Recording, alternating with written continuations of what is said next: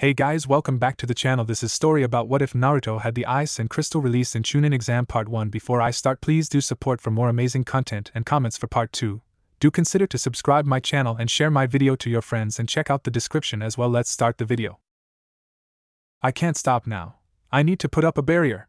Minato Namikaze thought while panting before quickly going through hand signs, not believing how badly things had turned out in just one night.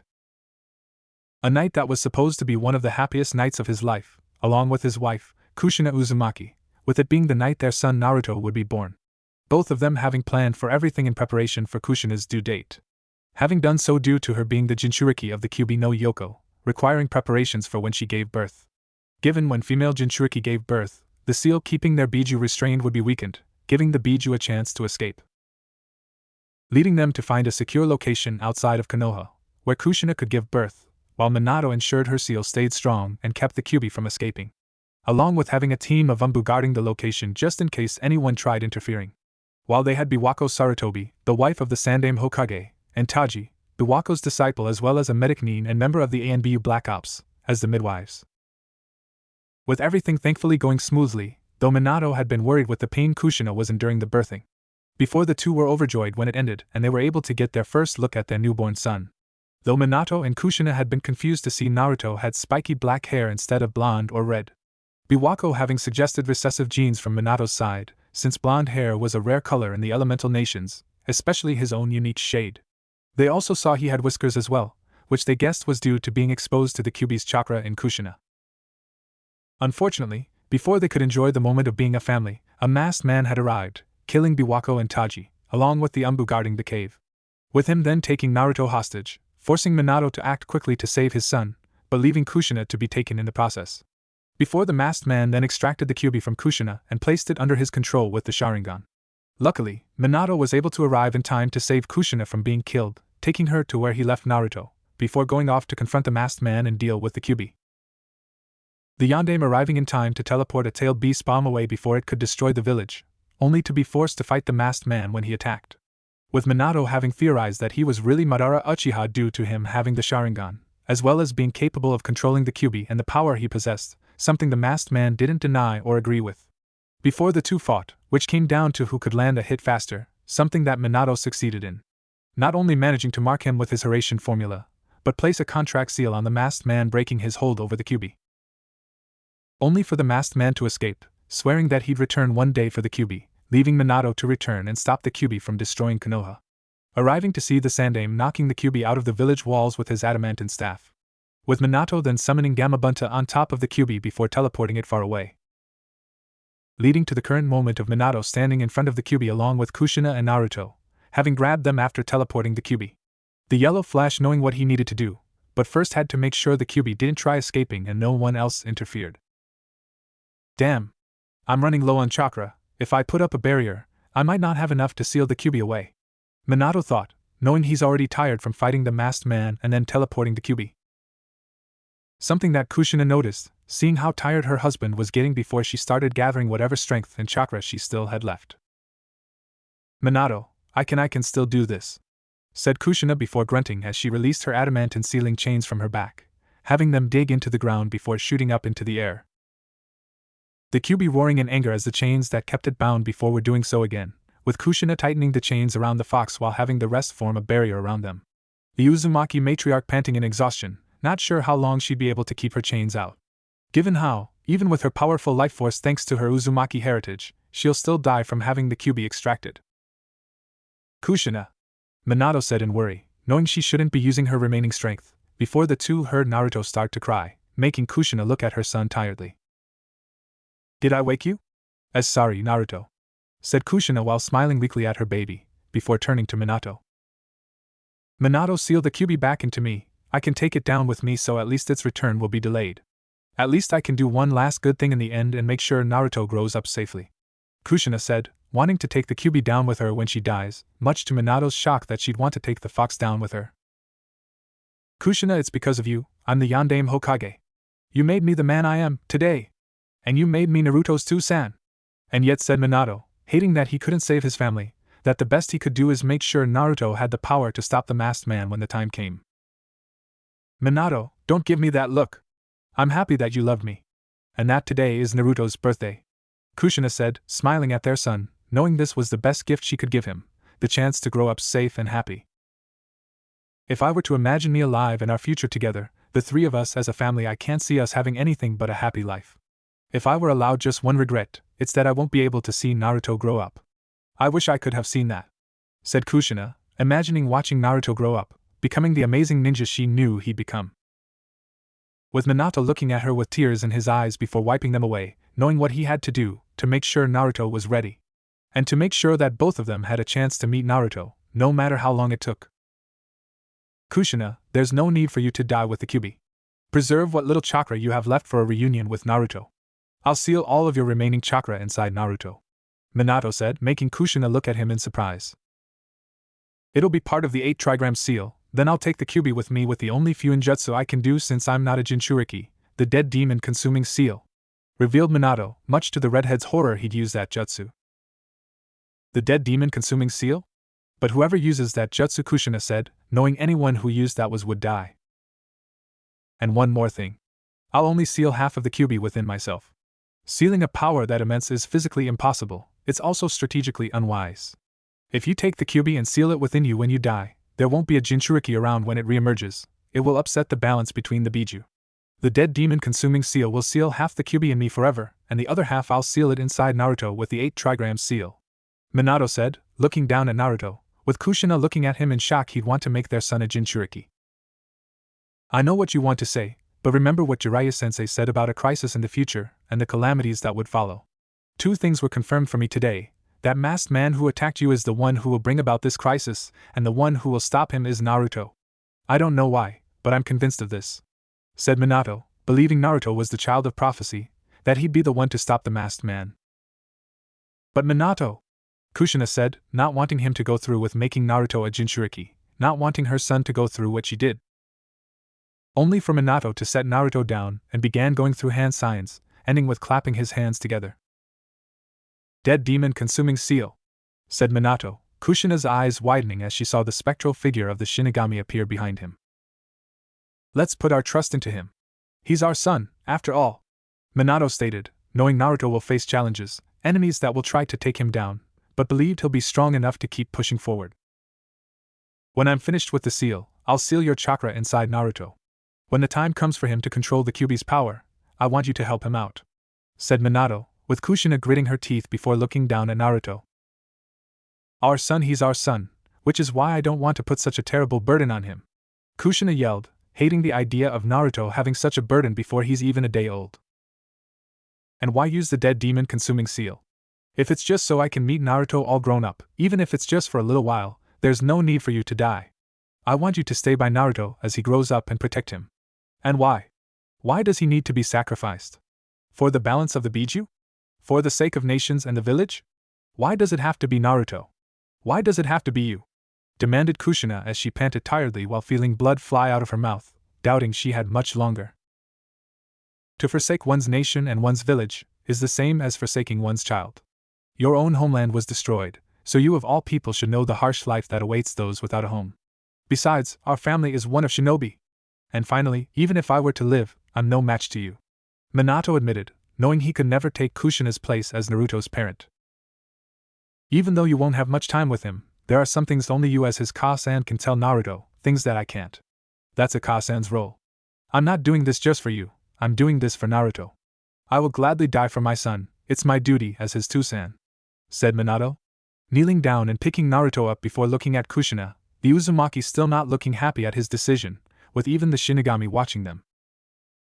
Before Minato set Naruto down and took a deep breath, grunting when he felt the Shinigami's hand go through his back and appear through his stomach, the spectral limbs stretching out towards the Kyuubi and grabbing hold of the Biju.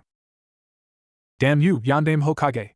The Kyuubi thought, enraged as it felt the Shinigami grabbed it, knowing there's nothing it could do to stop itself from being sealed again, thanks to Kushina and her damn chains. Before the Kyuubi suddenly felt its consciousness and soul being ripped away from its body, the fox only having a moment to realize what happened before being ripped away from its body. No one noticing the Kyuubi's eyes suddenly glazed over or how it went completely still. Seal, Minato said, panting as the Shinigami pulled what he believed was half of the Kyuubi into him as an 8 trigram seal appeared on his abdomen. That didn't feel so bad, actually, thought Minato, having expected to feel his chakra network be overloaded from half of the Kyuubi's chakra being sealed into him, or feel like his body would start breaking down. Shaking his head, Minato quickly summoned the ceremonial altar and set Naruto down on it, only to turn to Kushina when she coughed. "Kushina," Minato said, rushing over to the redhead. I'm fine, just get it over with," Kushina said, knowing she couldn't talk him out of making Naruto a Jinchuriki. Nodding, Minato bit his thumb before going through hand signs, slamming his hand on the ground at the end. "Summoning Jutsu," Minato said, with Geratora appearing in a puff of smoke, only for the toad to immediately scream at seeing the Kyuubi. "Gaawa! The Kyuubi? And Minato? What the hell's going on here?" Geratora shouted, wondering why he'd just been summoned into a situation like this. "Geratora, I'm going to give you the 8 trigram seal key. I need you to take it immediately to Jiraiya-sensei and store it away," said Minato, wanting to make sure the 8 trigram seal key was safe for when Naruto eventually needed it. With Geratora's eyes widening before he turned serious and nodded, his body stretching open and unraveled, revealing a large blank scroll. Going through hand signs again, Minato placed his hand on the scroll, causing the key to appear on. "It's done. You have my word. The key will be safe and remain in my possession with Jiraiya. Now I'm off," Geratora said before vanishing in a puff of smoke. "That's it then," Minato muttered, knowing he only had one thing left to do. "Kushina, I'm going to start the 8 trigram seal, now. It'll be a while before you can see Naruto. Is there anything you wanted to say to him?" said Minato, looking at his wife, Kushina grunting as she struggled to move closer to Naruto, smiling weakly at him. "Naruto, don't be a picky eater, eat a lot and grow big and strong. Take your bath every day, go to bed early and sleep well. Study hard on your ninjutsu. I was never very good at it, maybe you will. Everyone is good at some things and not so good at others, and if things don't go so well, don't get so depressed. At the academy, listen to your teachers. Make friends. It doesn't matter how many, just make sure that they're people you can really trust, and a few is enough. Regarding the 3 prohibitions of the shinobi, be careful when you loan and borrow money, make sure to save your missions, pay carefully, and no drinking alcohol until you're 22. Much sake is harmful for your body.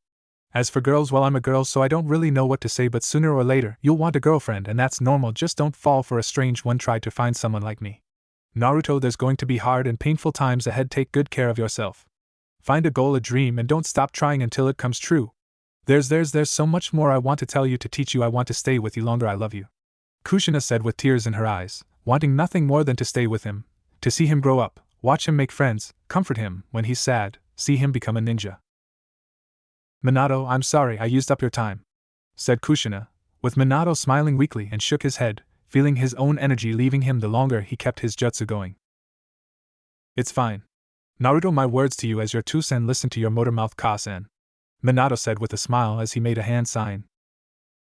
8 trigram seal, said Minato, the Shinigami reaching out and grabbing the Kyuubi, its entire body turning into chakra that rushed forward into Naruto. Before doing the same to Kushina, the Uzumaki matriarch gasping as she felt the Shinigami grab not just the last of her chakra, but something else as well. Though she didn't have time to think on it as the Shinigami sealed it away into Naruto as well. With the contract being completed, the Shinigami devoured Minato's soul before vanishing, with both Minato's and Kushina's bodies falling to the ground. The impact startling Naruto awake, with the infant immediately starting to cry, being able to feel something was wrong and that his parents were gone. While the barrier Kushina created faded away, allowing the Sandaime Hokage, Hiruzen Sarutobi, and a squad of Anbu to rush forward. Sarutobi looking at the bodies of his successor, and his wife sadly, bowing his head in silence. "Minato, you gave your life to protect the village and seal the Kyuubi away. Your sacrifice will not be forgotten," Hiruzen mentally swore before he turned to the crying Naruto, picking him up and rocking him gently until he settled down. "Gather Minato's and Kushina's bodies, we need to return to Konoha," said Hiruzen, the Anbu nodding before they picked the bodies. With them soon making their way back towards the village, all of them unaware of what truly happened or that one of those they believed dead wasn't as gone as they thought. Mindscape. Ugh, fuck. Why does everything hurt? You'd think being dead would mean no pain. Kushina thought, feeling like she just had a building fall on top of her, the redhead groaning as she opened her eyes with her vision being blurry. Where the hell am I now? Is this supposed to be the afterlife? It's a lot foggier than I thought it'd be, thought Kushina as her vision started settling, only to find herself staring at what looked to be an endless sea of fog, along with the dark shapes in front of her. Only for her vision to finally settle, with Kushina seeing the dark shapes were actually bars before noticing she was inside a cage. And I'm in a cage too? The afterlife fucking sucks. Kushina muttered, not believing she's stuck in a cage in a sea of fog, before her eyes immediately snapped open as all drowsiness left her when the sound of her own voice registered for her. What the hell? What's wrong with my voice? Said Kushina, only to trail off when she reached to touch her throat. But rather than seeing her normal, human hand, she instead saw a hand covered in reddish-orange fur with claws bigger than her entire body. Her shock and horror only growing as she saw her arm was covered in the same reddish-orange fur as her hand, with her other arm being in the same state. WH what? WH what I is th this Kushina stuttered as she looked down at her body, seeing she had the upper body structure of a human, but her lower half was a fox's. Slowly looking behind her, Kushina's shock and horror reached its peak when she saw 9 long, sweeping tails behind her. The sight making the Uzumaki scream as loud as she could. Why am I the Kyubi? Screamed Kushina before slapped herself across the face, hoping and praying this was just a dream. Only to look at herself and see she was still the Kyubi, much to her shock and horror, not believing that this was happening. Before her eyes widened in realization on just how this happened. The seal, the dead demon-consuming seal. Minato must have made a mistake. He didn't seal half of the Kyubi into himself, just the fox's soul, leaving all its chakra. And when he went to seal my chakra, the Shinigami sealed my soul too. Kushina thought, realizing what happened, that her soul and chakra ended up inhabiting the Kyubi's empty body and merging with its chakra, turning her into the Kyubi. And she's now sealed inside her own son. Part of Kushina couldn't help but wonder if this was some form of karma with how she had the Kyubi chained to a boulder, when it was sealed in her. Now she is the Kyubi and sealed away inside of Naruto, her own son. Well, I'm at least just an entity of chakra. It's not like this permanent. I just need to get the hang of all this, then I can try to reform my body. Kushina muttered, taking solace in the fact she'll eventually be able to reform her own body after getting a handle on her new situation. And at least this way I'll now be able to be part of Naruto's life, rather than just one moment of it. Thought Kushina, feeling happy she'd actually get the chance to see her baby grow up and be part of his life. Time skip one day. Hokage's office. And here I was hoping when I retired it'd be for good. Thought Sarutobi, sighing as he sat within the Hokage's office, now his office once again after retaking the title with Minato's death. Given with the panic and fear everyone was feeling after the Kyubi attack, he knew it'd help set them at ease to see someone they knew and trusted leading them again. As well as the fact that if he hadn't retaken the position, Hiruzen knew that Danzo would try making a move to become Hokage instead. And for as long as I'm still alive, he won't. Hiruzen thought, knowing the damage Danzo could do if he became Hokage, as despite his claims of doing everything for Konoha, he'd be more likely to turn the entire world against them in his bid for more power. That's not even counting what he'd do to the child. Sarutobi thought, looking at the crib that had been set up in his office, with Naruto sleeping peacefully within it. After returning to the village and meeting with the council and clan heads, Hiruzen thought it'd be best to keep Naruto's Jinchuriki status a secret. Not wanting to suddenly tell the entire village that the creature that nearly destroyed their home, killed an innumerable amount of people, including the Yondaime Hokage, was now sealed within a child. Though Sarutobi was pulled from his thoughts when the door to his office opened, making him frown when he saw Hamura, Koharu, and Danzo enter. His frown deepening when he saw the latter instantly look towards the baby. Is there something you three needed? Sarutobi asked. We merely wish to inform you that the clan heads will soon be arriving to discuss the rebuilding efforts, replied Hamura, with Koharu nodding in agreement. We would also wish to know what you are planning to do with the Kyubi Jinchuriki, Hiruzen? Said Danzo, making the Sandaime frown at him. I have already been making arrangements. I've contacted Jiraiya to return to the village due to him having been named the child's godfather by Minato and Kushina, replied Hiruzen, intending to ask Jiraiya what the child's name was, having not learned what Minato and Kushina intended to name their son. You intend to have the Jinchuriki in the care of that buffoon? Danzo demanded with an annoyed expression at the idea of Konoha's weapon being raised by Jiraiya of all people. Careful how you speak, Danzo, I am your Hokage once more. And no, Jiraiya's far too valuable outside the village with his spy network. I merely wish to have him return for a few days to ensure that the seal keeping the Kyubi held back is stable, and to help boost morale in the village at having a Sannin around for a time. Sarutobi explained, with the Warhawk still frowning in annoyance. A sound plan, Hiruzen. Yet what do you plan on doing after Jiraiya leaves? Questioned Koharu. I intend to place him within an orphanage while giving him mother's name, as a means to avoid him being targeted by Minato's enemies," Sarutobi said with Hamura and Koharu nodding at this, while Danzo still frowned. "I believe such a course to be rather short-sighted, Hiruzen. The Jinchuriki must be trained as soon as possible, educated on its importance to Konoha's military structure, and ensured its loyalty lies solely with the village. I would be more than willing to take the Jinchuriki and myself to begin preparing it for future training," said Danzo, making the Sandaime narrow his eyes at his old rival, before the door was suddenly slammed open. With the four elders immediately looking, only to see Mikoto Uchiha and Hitomi Hyuga. With Mikoto being a fair-skinned woman with long, straight black hair with bangs hanging on either side of her face to roughly frame her cheeks and black eyes. She wore a simple dark purple blouse with a red plum skirt and a blue ninja sandals. And Hitomi also had pale, fair skin, long, dark purple hair slightly past her waist and side bangs framing her face down to her shoulders, and pupilless pale white eyes with a lilac tint. While wearing a long-sleeved, purple kimono, blue ninja sandals, and was heavily pregnant at the moment. With both matriarchs glaring at Danzo, having heard what he said before coming in.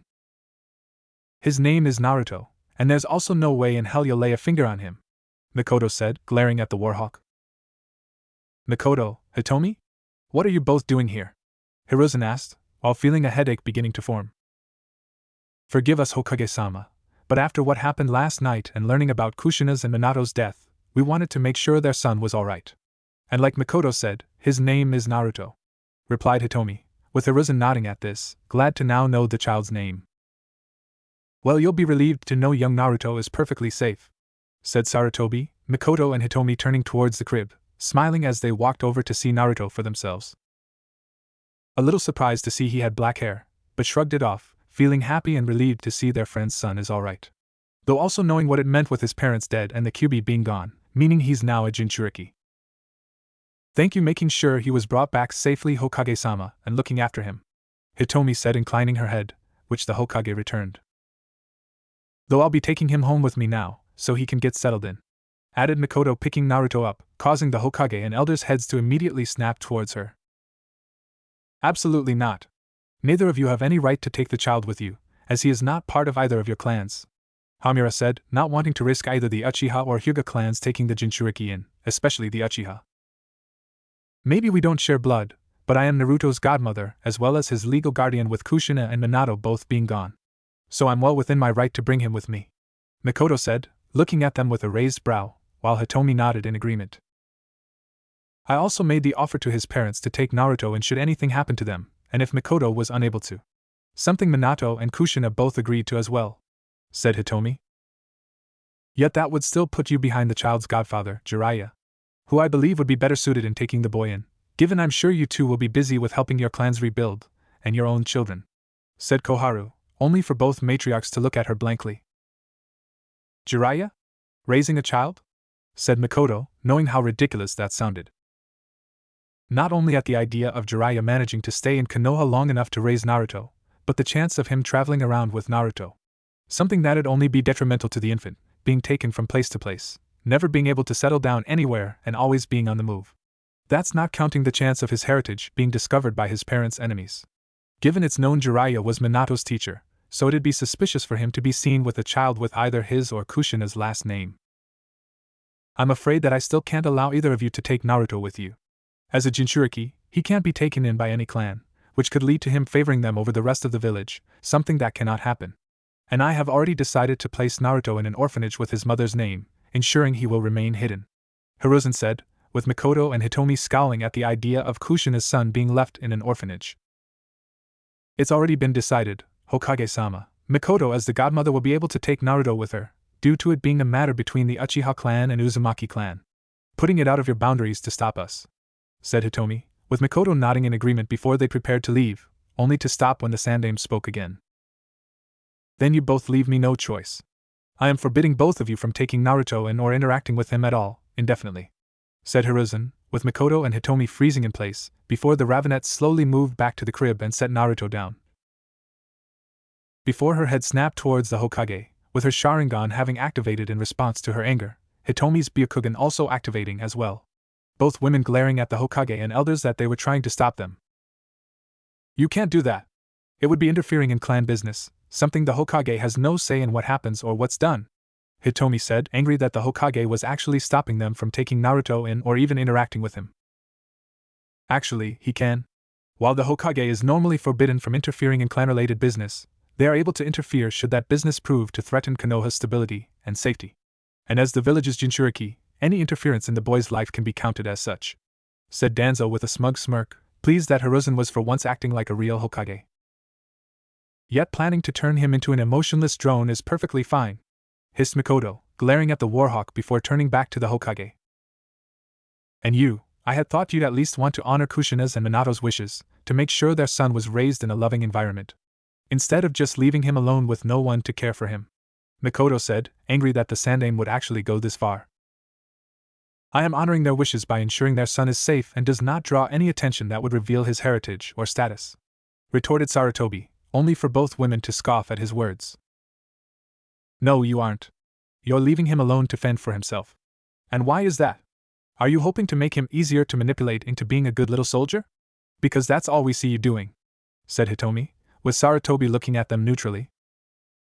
"My decision is final. Either of you will be taking Naruto in, nor will you be allowed to interact with him," Hiruzen stated, with the elders nodding in agreement. "Though it seems both of you may not be trusted to interfere where you aren't needed. So, to ensure you both do not approach the Jinchuriki, we will be issuing restraining orders against both of you," added Hamura, much to their disbelief and anger.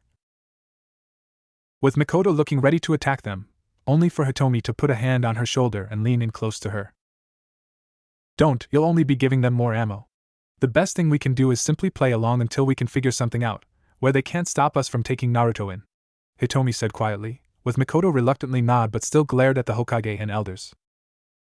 "Fine, enjoy your petty little victory and damning an innocent child to being alone. I hope it tastes like ashes," Mikoto spat before she and Hitomi took their leave, with Hiruzen frowning at their words. "You made the right choice, Hiruzen. A Jinchuriki must be seen putting the village above all else, not just a single clan. And we especially can't let the Uchiha get their hands on the Kyuubi, if they did have a hand in the attack," Kohara said, with the Sandaime nodding slowly, knowing it needed to be done for the good of Konoha. "And with the Uchiha compound being moved, I'll ensure that never happens," Danzo thought, making plans to find any and all documentation listing Mikoto as Naruto's godmother to be gathered up and destroyed. And with the plans to relocate the Uchiha clan outside the village, as well Minato's and Kushina's deaths, it gave him the perfect opportunity to find and confiscate all of them, ensuring they'll have no proof to try and get their hands on the weapon. Plus, if everything goes as he plans, then Danzo knew in a few years they wouldn't have to worry about the Uchiha clan at all. None of the elders being aware that someone else had been listening in on their conversation. Mindscape. "You decrepit motherfuckers. If I wasn't stuck in here, I'd beat you all within an inch of your miserable lives, then hang you up by your fucking entrails," Kushina roared, enraged at what she just saw and heard. Having managed to modify the seal so she can see and hear what Naruto does, given the fact the 8 trigram seal was an Uzumaki clan Fuinjutsu, and their natural affinity with seals, making it easy for her to make some changes. With the new Kyuubi having been annoyed when she heard the Sandaime's plan to leave Naruto in an orphanage, only to be relieved when Mikoto and Hitomi arrived, happy that her friends would make sure her son grew up safe, happy, and loved. Before her annoyance returned and quickly turned into rage when she saw the Sandaime, and those fossils not only stopped them from taking Naruto, but they actually went far enough to go outside their boundaries to forbid them from even interacting with Naruto. Even going far enough to place restraining orders against them. "I swear when I get out of here, and if anything happens to my baby, I will gut them with a kami-damn smile on my face, use their bodies to build a home, and then paint it with their blood," growled Kushina, hating that she couldn't just break the seal and escape without endangering Naruto. Knowing that for now, she had to wait until she was ready to reform her old body and meet her son, then find a way to escape without him dying. But for now, she'd have to wait and bide her time, while doing what she can to make sure her baby was safe. Timeskip 5 years. "If you two are really Hyuga, then show us your Byakugan," said a young boy as he and 2 others stood around 2 5-year-old girls. The first girl had short, dark blue hair in a haimcut, and bangs that went down to her chin on either side of her face, fair skin, and pupilless pale white eyes with a lilac tint. With her wearing dark maroon shoes, blue pants, a pale purple shirt, a pale maroon coat, and a pale yellow scarf with stars on the ends.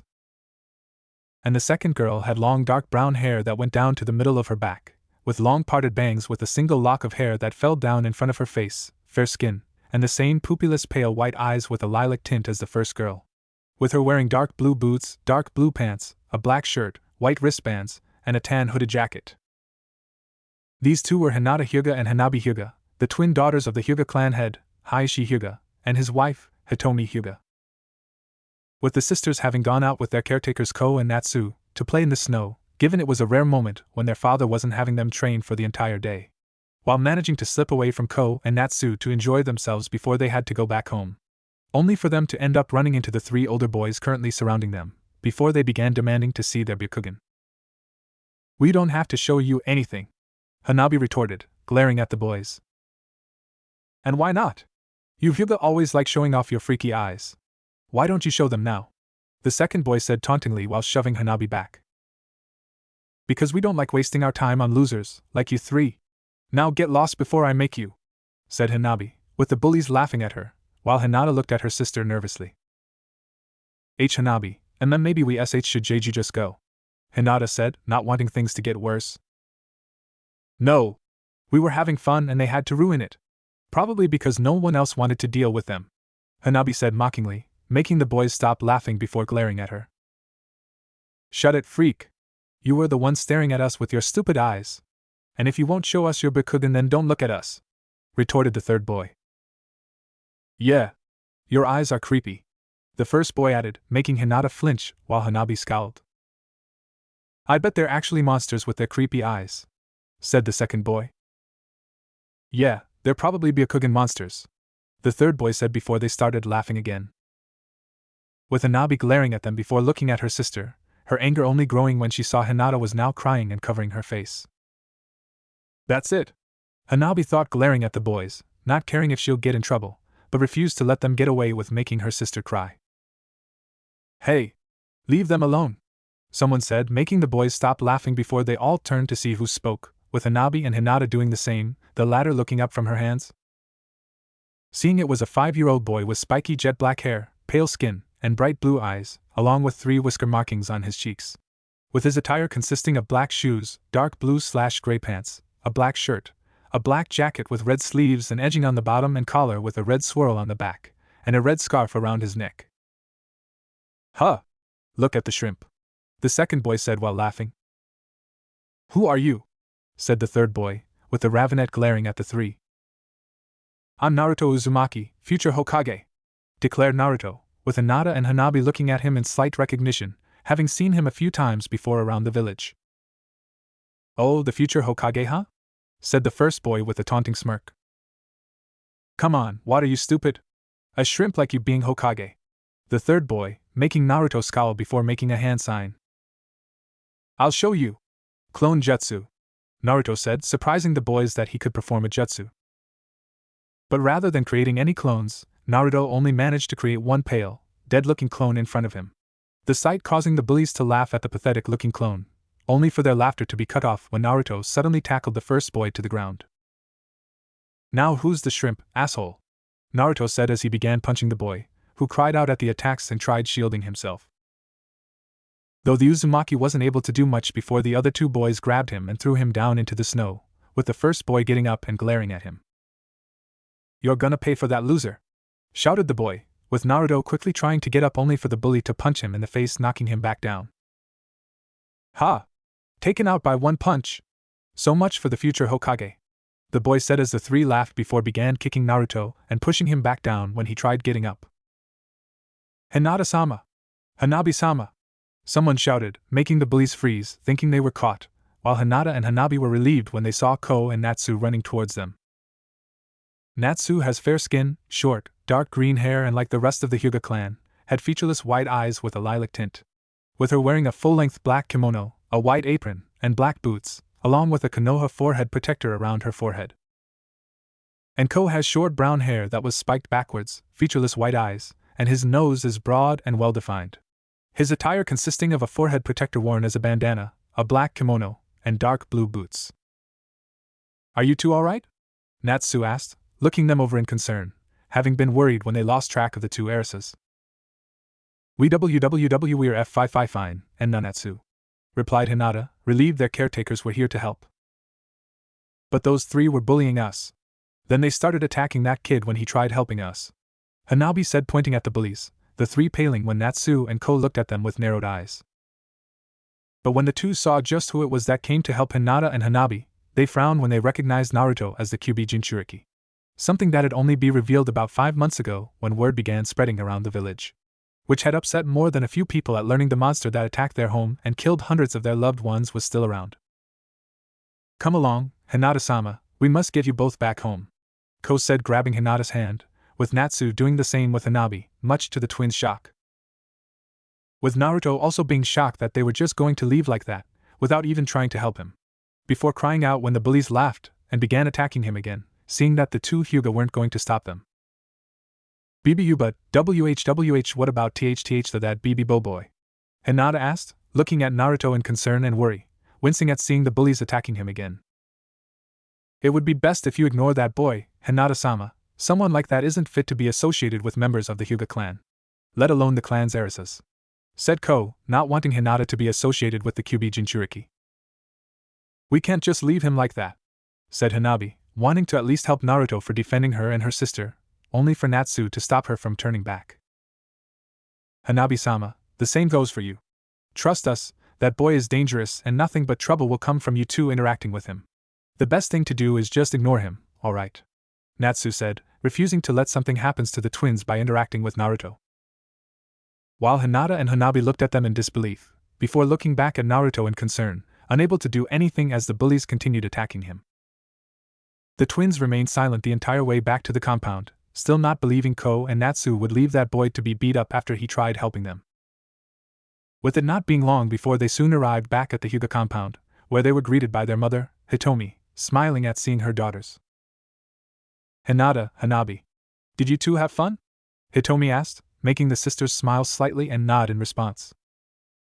"Yes, it was really nice getting to go outside. The snow is also really pretty," said Hinata, having enjoyed their time outside before encountering the bullies.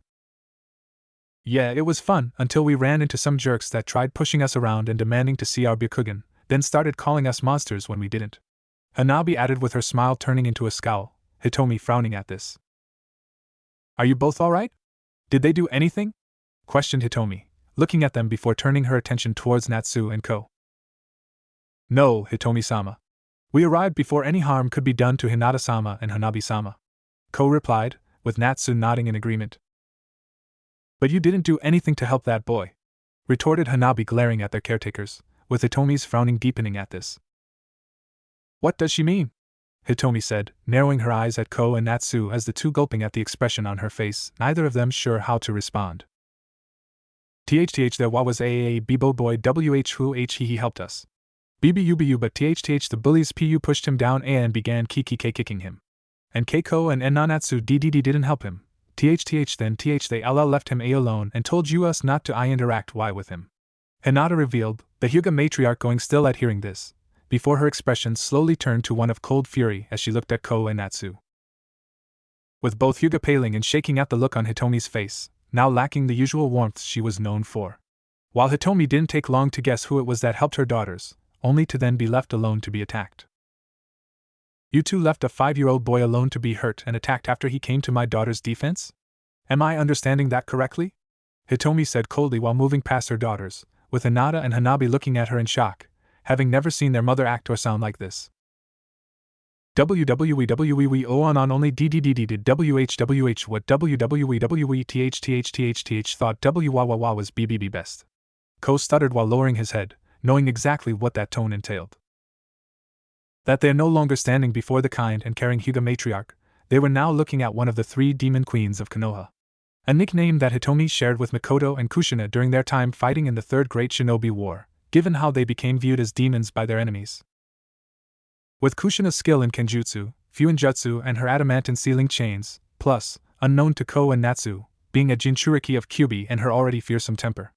Having been known as the red-hot-blooded habanero as a child before being regarded as the Crimson Death as an adult. While Mikoto had her Sharingan, Taijutsu, fire-style ninjutsu, and Genjutsu, the latter of which being where she truly thrived. Having greater skill in casting illusions than anyone else in Konoha, not needing to make eye contact or any form of gesture to trap someone in her illusions. eventually earning the moniker the Dollmaker, as anyone she captures in her illusions are reduced to little more than puppets and dolls for her to play with. And Hitomi, despite her gentle personality, could be just as fearsome as her friends with her Byakugan and Juken, plus her own unique version of the latter. Having incorporated her wind and water affinities into her Juken, making it even deadlier. Being able to push elemental chakra into an opponent's Tenketsu, with wind chakra shredding them from the inside out, and water chakra allowing her to even control their movements. But the deadliest part is that she learned to combine her affinities together to create Hayatan via an advanced form of elemental manipulation known as elemental fusion, which allowed Hitomi to freeze opponents with just a single strike, until they're nothing but human ice sculptures, with this ability making her known as the Yukiana. Ko still remembered having seen Hitomi on the battlefield. It honestly terrified him at how drastically she could change when killing enemy ninja, especially when incorporating her Hayatan to freeze their limbs before shattering them or simply freezing their entire bodies. And now he saw the same expression on her face as when she was the Yukiana, looking at them as if they were lower than dirt. "Oh? So you now think you know what's best for my daughters? Making them believe it's okay to leave a child to be beaten after they help them. Is that your saying, Ko?" Hitomi demanded while raising a brow, with Ko paling before Natsu rapidly shook her head. "No, of course not, Hitomi-sama. We don't wish for Hinata-sama and Hanabi-sama to get hurt by interacting with that boy. I swear, the only thing we wish for is to make sure they are safe," Natsu said quickly, only to flinch when Hitomi turned towards her before the matriarch gained a small, cold smile. "I believe you, Natsu. Which is why I'm only doing this to you," Hitomi said, confusing Natsu for a moment. Only for her, Ko, Hinata, and Hanabi to be shocked when Hitomi suddenly backhanded Natsu across her face, the hit being even more painful due to the chakra she channeled into her hand. With Natsu crying out as she was knocked down to the floor, screaming in a fetal position as she held her face in shock and pain before turning to Hitomi in fear, not believing she actually struck her. "As for you," said Hitomi turning back towards Ko, before to his horror she made a hand sign activating the caged bird seal on him. With Ko immediately dropping to the ground and grabbing his head, screaming in pain from the seal, much to Hinata's and Hanabi's growing shock. Not believing their mother was actually going as far as to use the caged bird seal, something she'd never done before. Hitomi kept the seal activated for a few more moments, before finally stopping, allowing Ko to catch his breath. WHWHWHWHWWWHY. Ko stuttered, now terrified that Hitomi was angry enough to use the caged bird seal, but also wanting to know why his was activated while Natsu's wasn't. "Because unlike you, Natsu is just a maid and only a kunoichi of the Hyuga clan, so she at least has an excuse for ignorance, no matter how minor it is," said Hitomi, glancing at the greenette, making Natsu flinch at the harsh words. "You on the other hand are a jonin, and I hoped you would be smart enough to know the difference between a kunai and the scroll it's stored in. But clearly, I overestimated your intelligence," Hitomi added while looking down at Ko, aware her daughters were still present and didn't mention Naruto's Jinchuriki status, but knew Ko and Natsu would know what she meant. "Though since it seems you two are under the impression you know what is best for my daughters, along with how you're both willing to abandon a child to be assaulted, you're both officially relieved of your duties as their caretakers," said Hitomi, much to their shock. Wait. Hitomi-sama, please, we'll never do such a thing again. But please let us continue our duty and care for Hinata-sama and Hanabi-sama, Natsu said pleadingly, having always been fond of the twins and loved taking care of them, only to flinch when Hitomi gave her a warning look. "You should be thankful I don't do worse. Now both of you leave," Hitomi ordered, making Natsu bow her head sadly before quickly leaving, with Ko immediately getting up and bowing before running, not wanting to risk angering one of the demon queens further. Taking a deep breath to calm herself, Hitomi turned towards her daughters and knelt down in front of them, smiling reassuringly at them. "I'm sorry you both had to see that. I was just very upset at hearing what they did," Hitomi said, with Hinata and Hanabi still looking at her shock. "Why did you do that, Ka-san?" Hinata asked, not believing their kind and caring mother not only struck Natsu, but activated Ko's caged bird seal too. "Is it because of that boy?" questioned Hanabi, wondering why she'd reacted like that over a stranger, even if he did help them. "Yes, it's because of Naruto," replied Hitomi, surprising them that she knew his name. "How do you know this name?" Hanabi said, given they didn't mention Naruto's name. "That would be because I was very close friends with Naruto's mother, Kushina. Unfortunately, she and her husband died the day Naruto was born, being victims of the Kyuubi attack," Hitomi revealed, surprising them again, before Hitomi continued. me and our other friend, Mikoto Uchiha, had actually planned to take him in. Mikoto, especially since she's his godmother, and I would have taken him in if she was unable to," said Hitomi with a frown. "We could have had a brother?" Hinata asked in surprise, making Hitomi smile and nod. "Yes, and even if he wasn't raised with us and instead lived with Mikoto, both of you still would have met him plenty of times, along with Mikoto's own children," said Hitomi, with the sisters imagining what it would have been like to have Naruto as a brother. "Why didn't you then?" questioned Hanabi, causing the matriarch's smile to turn into a frown before sighing. "Because the Hokage and the elders had forbade us from taking Naruto in or even interacting with him, placing restraining orders against Mikoto and I to ensure we didn't go near him," Hitomi replied, shocking the twins. "Why would the Hokage do that? Wouldn't it be good if he was raised in a clan?" Hinata said, not understanding why the Hokage would forbid their mother and Mikoto from raising Naruto. The question making Hitomi's frown deepen, wondering if she should tell them the full truth or not, before deciding not to. Not wanting to risk them accidentally telling the wrong person with it getting back to the Hokage and elders. "Let's just say that Naruto is a very important person. It may not seem like it, but he is. And the Hokage believes that because of who Naruto is, he's important to the village, and believes that if Naruto was taken in by me or Mikoto, he'd grow up to favor our clans over the whole village.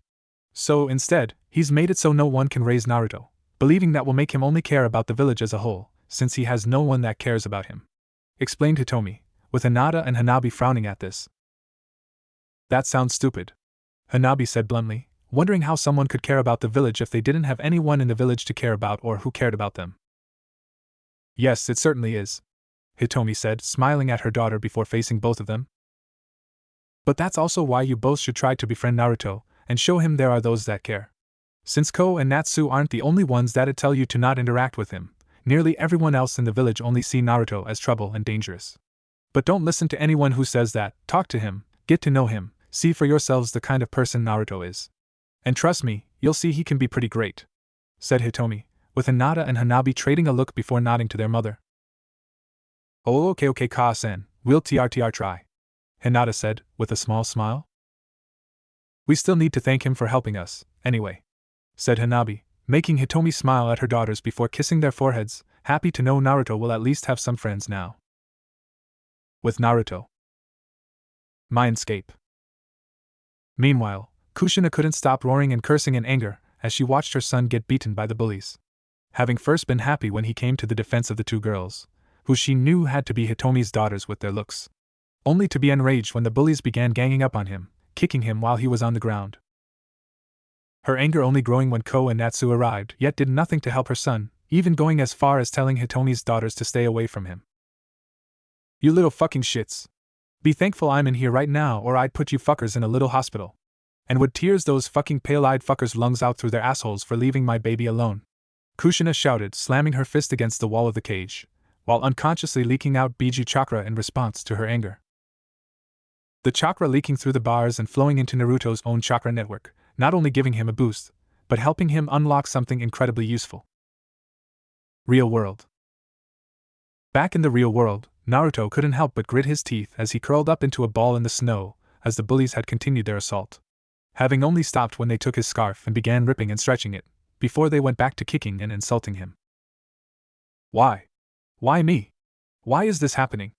Naruto thought, angry that this is what he got for trying to help someone. Having not thought when he saw the two girls being pushed around, only seeing that they needed help, along with part of him hoping that maybe if he helped them he'd finally have some friends. Only for the bullies to be stronger than he thought before they began beating him. Though he felt some hope when the two other Hyuga arrived, only for it fade away when they did nothing to try and help. Only taking the girls away and telling them not to go near him, that he was dangerous and trouble. "Why? What did I do? Why does everyone suddenly hate me? Why?" thought Naruto as his anger grew, wondering what he did to suddenly start being hated, isolated, and glared at by everyone.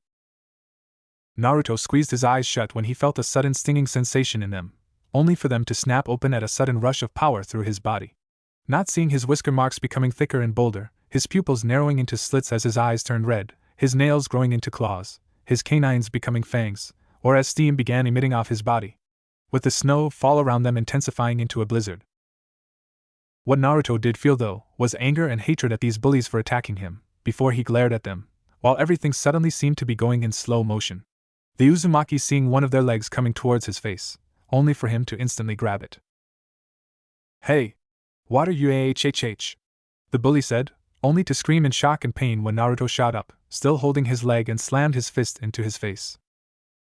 The sight of their friend getting knocked down shocking the other two bullies, before becoming afraid when Naruto turned his head towards them, showing crimson red eyes with slit pupils.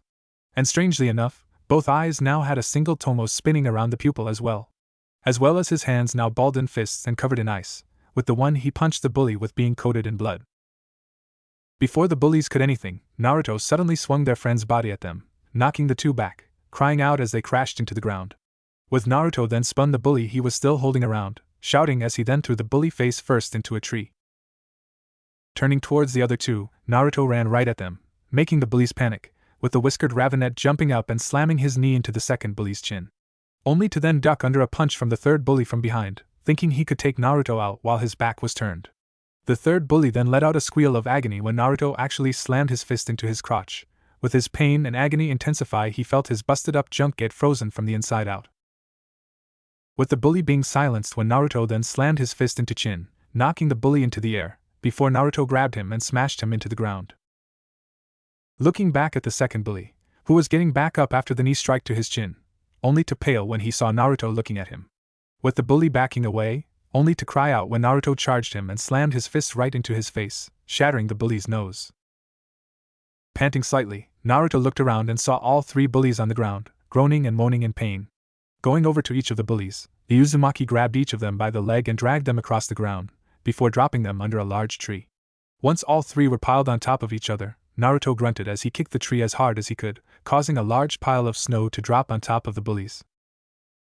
"Who's the shrimp now, assholes?" Naruto said before turning away, with his appearance returning to normal for the most part as the blood-covered ice now shattering off his hands, while his eyes remained red with a tomo in each of them. Though Naruto frowned when he saw the state his scarf was in, sighing as he picked it up before walking away. But did feel pleased he was at least able to help those girls and get back at the bullies. Completely unaware that the blizzard was now dying down as he began to cool his temper and calm down. "My eyes still feel weird though," thought Naruto, rubbing his eyes, only to grunt when he bumped into someone and ended up falling onto the ground. "You alright, kid?" the person asked, their voice showing they were a guy, with Naruto looking up at them. Seeing that it was a young man who looked a few years older than him with pale skin, short, unkempt, dark black hair, black eyes, a relatively broad nose and well-defined eyelashes that were turned upwards at each end. With him wearing a black long-sleeved shirt underneath a black high-collared shirt, a tanto strapped to his back, long gray pants, and black boots, along with a Konoha headband around his forehead. "I'm fine. What are you looking at?" Naruto said, frowning at the guy's shocked expression, before he quickly shook his head and smiled in a laid-back way. "Sorry, you just looked familiar for a second. And sorry about bumping into you there," said the guy, surprising Naruto that he apologized to him. "It's fine," said Naruto before walking around the guy, only to tense when he put a hand on his shoulder. "Whoa, where are you off to in such a hurry?" the guy asked in amusement at how quickly he's trying to leave. "I'm going home," Naruto said warily, wanting to just go home now after having to deal with those bullies. "Then come on, I'll walk you back. Can't exactly have a kid walking around on his own," offered the guy, surprising Naruto again that he'd offered to take him home. "Who are you?" questioned Naruto, wondering who exactly this guy was. "Shursui Uchiha at your service. Now come on," Shursui introduced with a smile before motioning Naruto to follow him, the whiskered Ravenet doing so while still looking at the Uchiha in confusion. Later with Shursui. "Forgive my sudden arrival, Fugaku-sama, Mikoto-sama. But I have something urgent I needed to tell you both," Shursui said while bowing to the Uchiha clan head and his wife. Having headed straight for the Uchiha compound to speak with them after bringing Naruto back home, knowing he needed to tell them what he just learned. "You have nothing to apologize for, Shursui. Whatever it is must be important if you came to us," Fugaku said while waving off his apology. "What did you need to tell us?" Mikoto asked curiously, knowing it had to be important given the serious look on the normally laid-back Uchiha's face. "I had been out training and had just finished before preparing to return to the compound, when I ran into Naruto Uzumaki," Shursui replied, making Fugaku frown in confusion, while Mikoto gained a worried look. "Did something happen to him?" Mikoto asked, worried that something happened to her godson.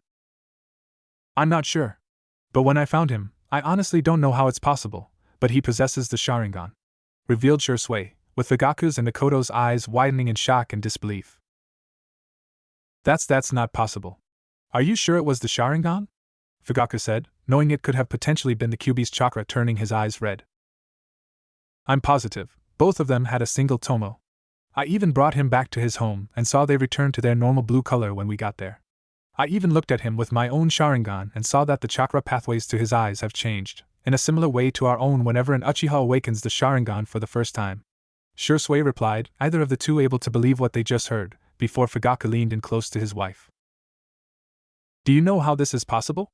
Could either of them have?" Fugaku said quietly, with Mikoto shaking her head.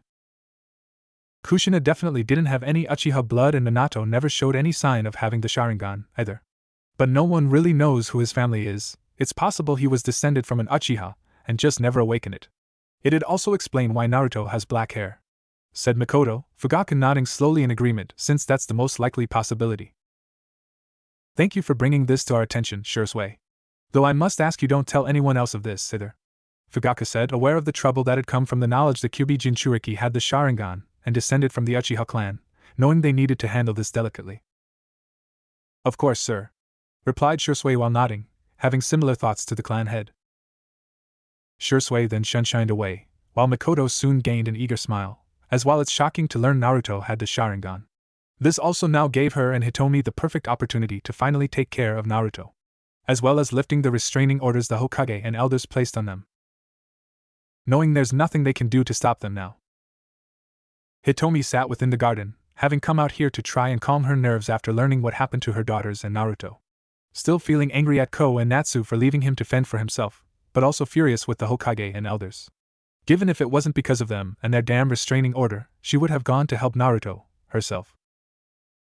Of course, if they didn't stop us in the first place, then this wouldn't have happened at all, Hitomi thought with an annoyed scowl, knowing he would have actually been allowed to grow up in a safe and loving environment, as well as having protection from the village after his Jinchuriki status was leaked, something she and Mikoto both agreed was likely Danzo's doing. Probably in an attempt to further isolate Naruto, making it that much easier for him to eventually make a move to manipulate and control the Uzumaki.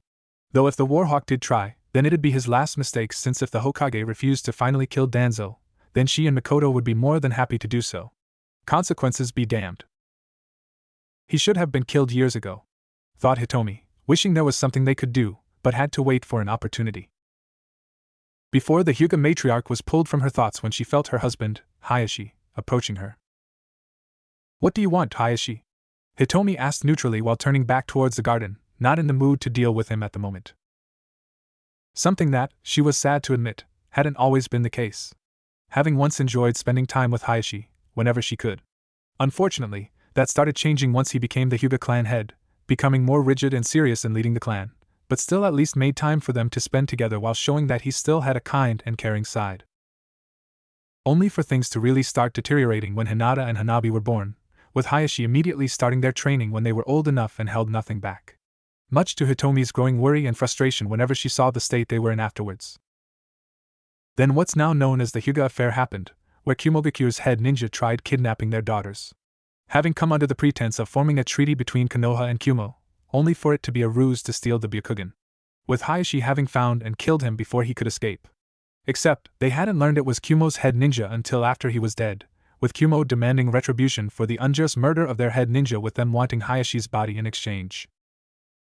But instead of Hayashi, they got her brother-in-law and Hayashi's own twin brother, Hisashi, who had offered himself as a means to protect the Byakugan's secrets, prevent a war, and to save Hayashi's life, seeing it as a chance for him to choose his own fate for once, rather than what was chosen for him. Something that saddened Hitomi, even more so with the effect it had on Hisashi's son, Niji. Though after the incident, Hayashi had become even more cold and relentless in his treatment and training of Hinata and Hanabi.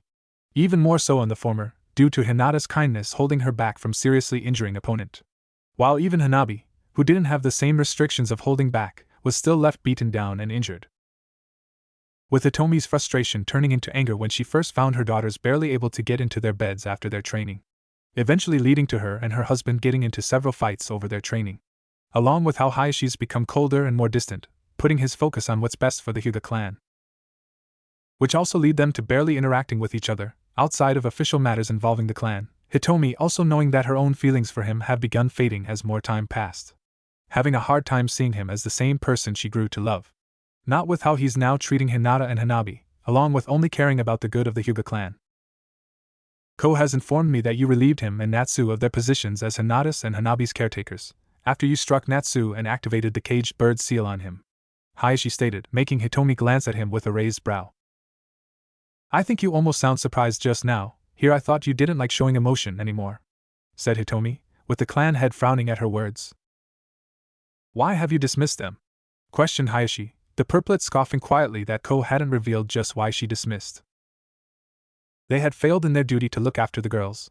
Not only were they not around while Hinata and Hanabi being bullied, they were setting a poor example by doing nothing to help the one who did step in to help our daughters. So yes, I dismissed them and punished them as such, refusing to let them try influencing Hinata and Hanabi into making similar decisions in the future. Hitomi explained, with Hayashi's frown deepening.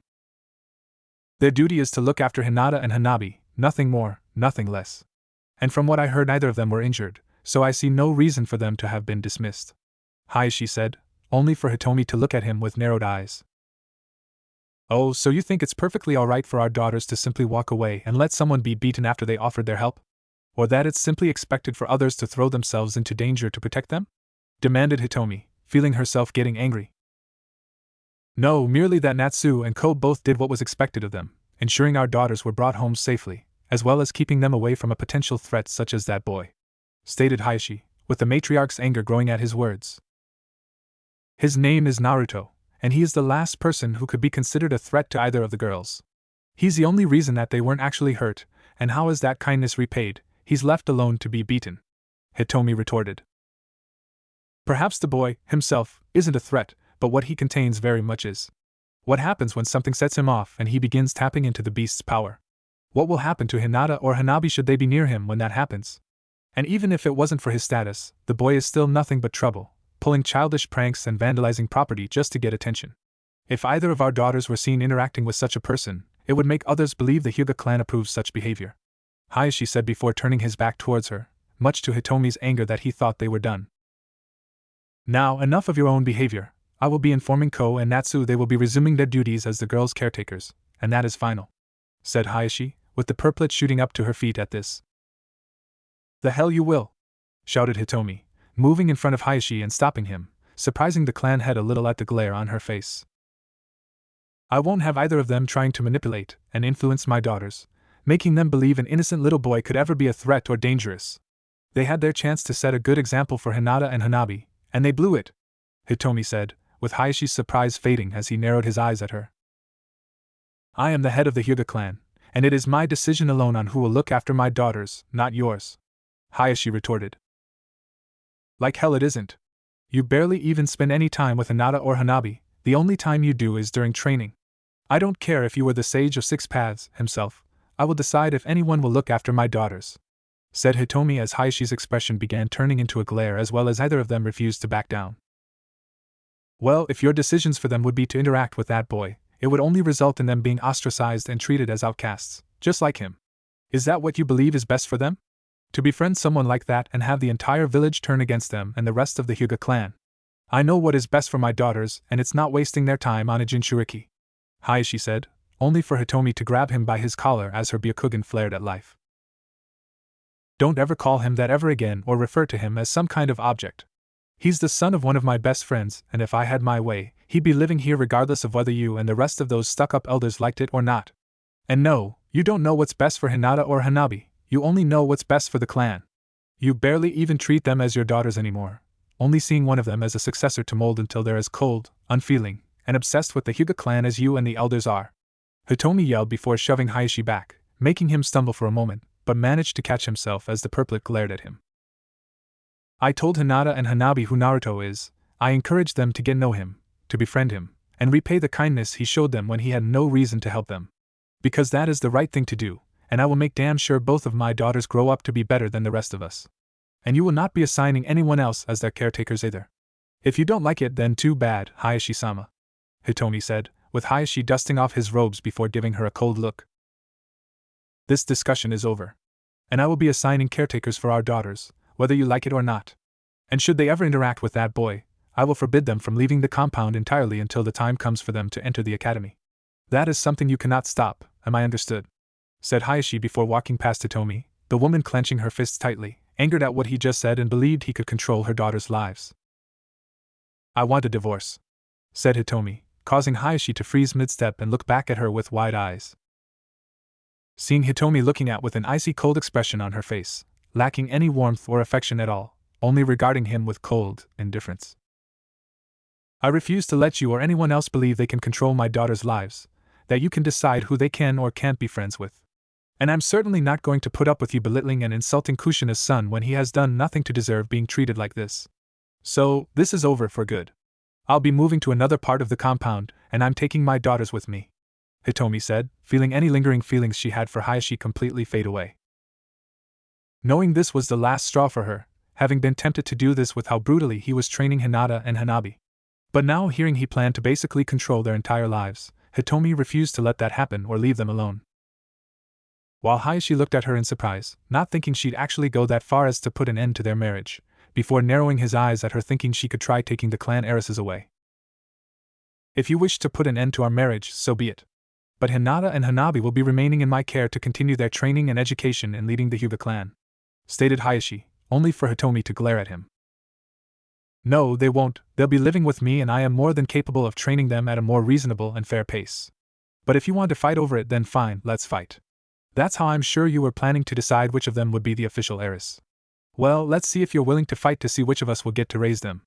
Unless, of course, you're scared that I'll win, Hitomi said challengingly with a cold smile, with Hayashi clenching his fists slightly. Very well, if that is the way you wish to settle things, so be it. The winner will gain full custody of Hinata and Hanabi, Hayashi said, the purplet nodding in agreement. Yes, I will. See you in let's say an hour, I'm sure you'll need it, said Hitomi with a mocking edge before brushing past Hayashi to go prepare for their duel and start getting everything to prepared for where she and her daughters will soon be living. Later. After an hour had passed, Hitomi and Hayashi stood across from each other on the sparring field with a good portion of the main house and some of the branch family standing around the field, with word of their matching having spread once they'd spoken with the elders of their separation, as well as how they intended to have a duel to settle which of them will have full custody of Hinata and Hanabi. All of them wishing to watch the duel between the Hyuga clan head and one of the 3 demon queens, with the branch members mostly being interested in seeing at least one member of the main house be knocked down, mostly Hayashi himself. I will offer you one last chance to end this foolishness, Hitomi. Surrender now and you will still be allowed to see and visit Hinata and Hanabi in between their training. Continue, and you will never see them again, Hayashi said warningly, with Hitomi merely raising a brow at him as she got into the Juken stance. Funny, usually the person who seeks to avoid a fight is the one that knows they've already lost. Perhaps you should take your own advice and surrender, said Hitomi, making Hayashi's expression harden as he got into the Juken stance as well. Very well, never say I didn't give you the chance, stated Hayashi while activating his Byakugan, with Hitomi doing the same as they stared each other down. Not a moment later, the two rushed at each other with Hayashi thrusting his hand forward to strike Hitomi's Tenketsu in her arm, only for Purplet to quickly deflect the strike with the back of her hand, before twisting her arm around Hayashi's, holding it down, before Hitomi thrust her other hand at Hayashi's stomach, wanting to take him out quickly. Gentle fist art one blow body, Hayashi said as he began releasing chakra from all his Tenketsu just before Hitomi could strike him, surprising the matriarch before grunting as she was thrown back by the force of the expelled chakra. Managing to catch herself and land on her feet, Hitomi was forced back when Hayashi rushed her again, nearly striking her Tenketsu a few times.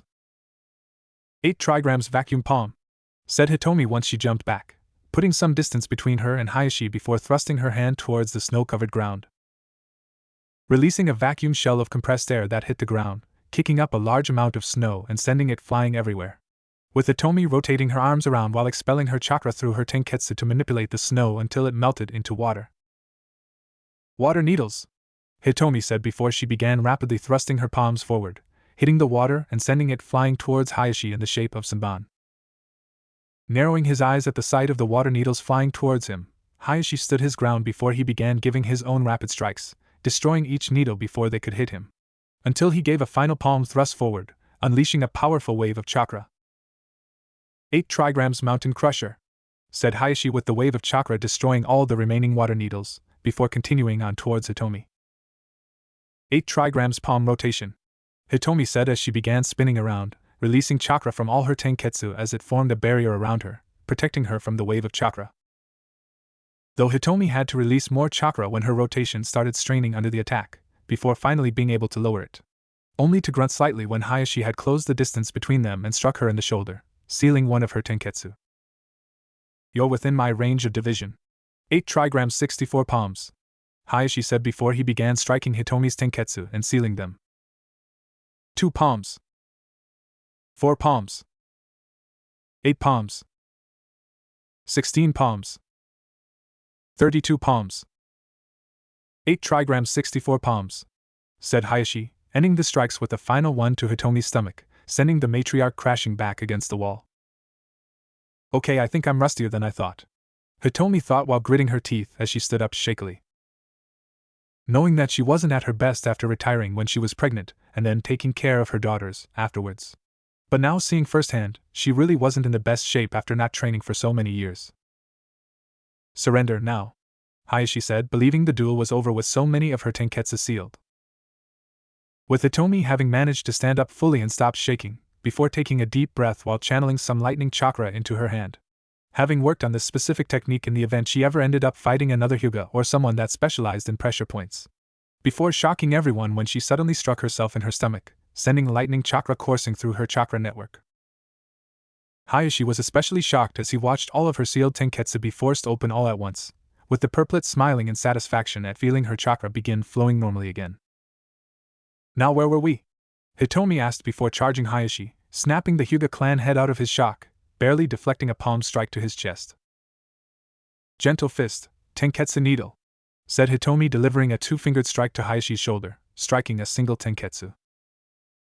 Hayashi grunted and quickly jumped back, while feeling all the chakra flowing to his arm come to a halt from the block tenketsu. Let's see if you remember this. Wind style, 8 trigrams spiraling vacuum palm, said Hitomi, channeling wind chakra into her vacuum palm, which she thrust towards Hayashi. With the compressed vacuum shell being much more powerful thanks to the wind chakra, with the added effect of spinning around, picking up a large amount of snow off the ground as it rushed towards Hayashi, who had no time to dodge the much faster and powerful technique, grunting as he was blown back from the force of the jutsu. Or maybe this one. Ice style, 8 trigrams grid palm, Hitomi said before slamming her palm on the ground, creating a network of glowing white grids. Hayashi's eyes widening when he saw the grid rapidly spreading out towards him, mentally cursing that Hitomi was still skilled enough to mix her water and wind affinities to create ice. Before he quickly jumped back to avoid the grid, knowing he couldn't let it reach him. Only for this to prove to be a mistake as Hitomi instantly charged at him, delivering a palm strike straight to his abdomen. Palm bottom, said Hitomi, sending chakra into Hayashi's body, making the clan head gasp in pain as he felt his entire body go numb for a few moments. It's over and now you're within my range of division. 8 trigrams 128 palms, said Hitomi before she began rapidly striking half of his tenketsu. 2 palms. 4 palms. 8 palms. 16 palms. 32 palms. 64 palms. 8 trigrams 128 palms, Hitomi said, ending the strikes with one in Hayashi's abdomen, sending Hayashi flying back and crashing into the wall.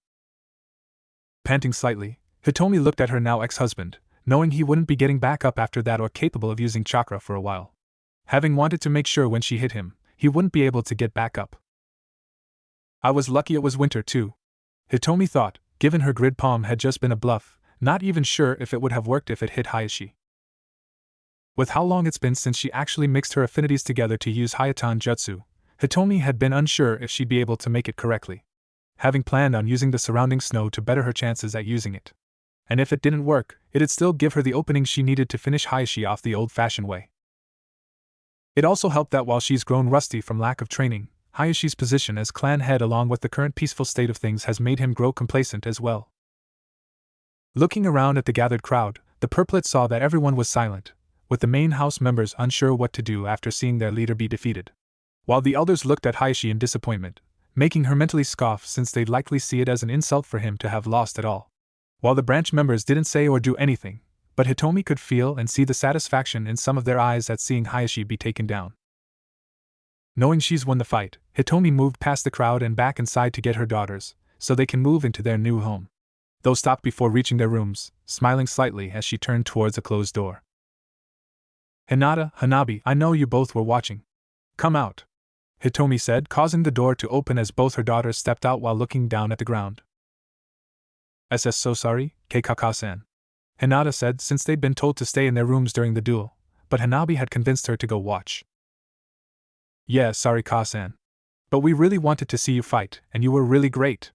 I didn't know you could combine your elemental affinities with the Jukin, said Hanabi while looking at Hitomi in amazement, making Hitomi smile and rub their heads affectionately. Though it took some convincing on Hanabi's end to get Hinata on board with it, due to it being hard for her to hold a grudge. It's fine girls, it must be surprising to see that your Ka-san is a fighter, and while I may be a little rusty, that doesn't mean I'm still not plenty strong, said Hitomi, with the twins nodding in agreement. As for combining my elemental affinities with the Jukin, it's not exactly something you'd expect, but it's something I worked on, wanting to add my own unique twist to our fighting style, Hitomi added. Would we be able to learn to do that, Ka-san? Hanabi asked, feeling excited at the chance to do the same thing, with even Hinata looking at their mother, hopefully. Maybe one day, since it's a pretty difficult technique to learn. Especially learning to combine affinities together since it requires complete mastery and control of your elemental affinities, as well as understanding the ratio needed to form these sub-elements. Only a handful of people are capable of using elemental fusion, with most people needing to possess the Kekkei Genkai for said sub-element, or have to resort to manipulating the existing elements around them. But for now, let's get you both packed since we'll be going to our new home now, Hitomi replied, only to be surprised when her daughters pulled out their bags from the rooms they were hiding in. We already have all of our SDSD stuff packed, said Hinata with Hanabi nodding in agreement. After years of physical and emotional abuse from their father, they were both eager at the chance to leave with their mother. Yeah, even if we didn't know how strong you were, Ka-san, we still believed you could win, Hanabi added, making the purplets smile them, touched at their confidence in her. Then I guess we're all ready to go then, stated Hitomi before she and her daughters outside. The three of them walking through the compound before arriving at a smaller, but still decently sized, house. More than big enough for the three of them, as well as being fully furnished. Going inside, Hinata and Hanabi looked around, seeing that it wasn't as large as the main building, it was still pretty big and more comfortable. I hope you two don't mind sharing a room for a while, though there are separate ones if you prefer having your own, Hitomi said, with the sisters shaking their heads. It's fine Keikaka-san, it'll be nice SHSH sharing a room, Hinata replied with a smile, liking the chance to share a room with Hanabi. Yeah. Come on Nei-san, let's go see our new room, said Hanabi while grabbing Hinata's hand, happy that they'll have the same room, even preferring it that way. Smiling as her daughters ran down the hall towards their room, Hitomi prepared to head to her own room as well, wanting to rest after her duel. But starting tomorrow, I'm gonna have to get back into training, Hitomi thought, wanting to get back in shape after how close she was to nearly losing the duel. Knowing that even if she won and now have full custody of her daughters, there would still be problems to deal with, both inside and outside the village. And Hitomi would prefer it if she was prepared for anything that'd threaten her family. I'll have to talk to Mikoto about it too, especially since she's been retired even longer than I have, thought Hitomi, given how Mikoto retired after getting pregnant with Itachi and raising him before then becoming pregnant with her daughter, Satsuki. The purplet knowing it'll benefit both of them to start training again. Only for Hitomi to be pulled from her thoughts when she spotted a raven sitting on the windowsill with a message tied to its leg. Already knowing that Mikoto was the one who sent it, with this being how they communicated with each other ever since they were barred from taking Naruto in. Given the chance they would likely be watched if they were seen frequently meeting with each other, it was better to communicate through messages. Going over to the raven and grabbing the message, Hitomi opened it and began reading what the Uchiha matriarch sent her. Only for her eyes to widen in shock and disbelief the more she read, before smirking at what this meant. Looks like things are finally starting to look up, Hitomi thought, pocketing the message before heading to her room to rest for tomorrow. Time skip one day. Hokage's office. Who could have done this? Hiruzen thought, frowning as he looked over a report of how 3 boys were found buried under snow yesterday before being rushed to the hospital. Learning that they weren't only suffering from intense cases of frostbite and hypothermia, but looked to have beaten before being left in the snow, showing signs of suffering bludgeoning damage that broke through their skin, even suffering a few fractured bones, showing whatever or whoever had hit them was very strong. Though one of the worst parts had to be that one of the boys actually had to have his genitalia and member surgically removed. Dear Cammy, what kind of twisted monster would inflict such damage on a person? Thought Sarutobi, unable to help but cringe and shudder from the mental images and empathy-filled phantom pains at what the boy suffered. He may be a seasoned veteran and fought in 3 wars, but there are things you just don't ever want to see happen or think about. Before his attention turned towards the door when it opened, revealing Mikoto and Hitomi entering the office. Please seal and clear the room, Hokage-sama. Hitomi said with a pleasant smile, one that Mikoto mirrored, which already set the Hokage on edge. Even more so at her request to seal and clear the room, given how tense things have been between him and the 2 matriarchs. Ever since he refused to let them take Naruto in and forbid them from seeing him. But he also knew it'd be suicide for them to actually try attacking him, even if they worked together. Very well.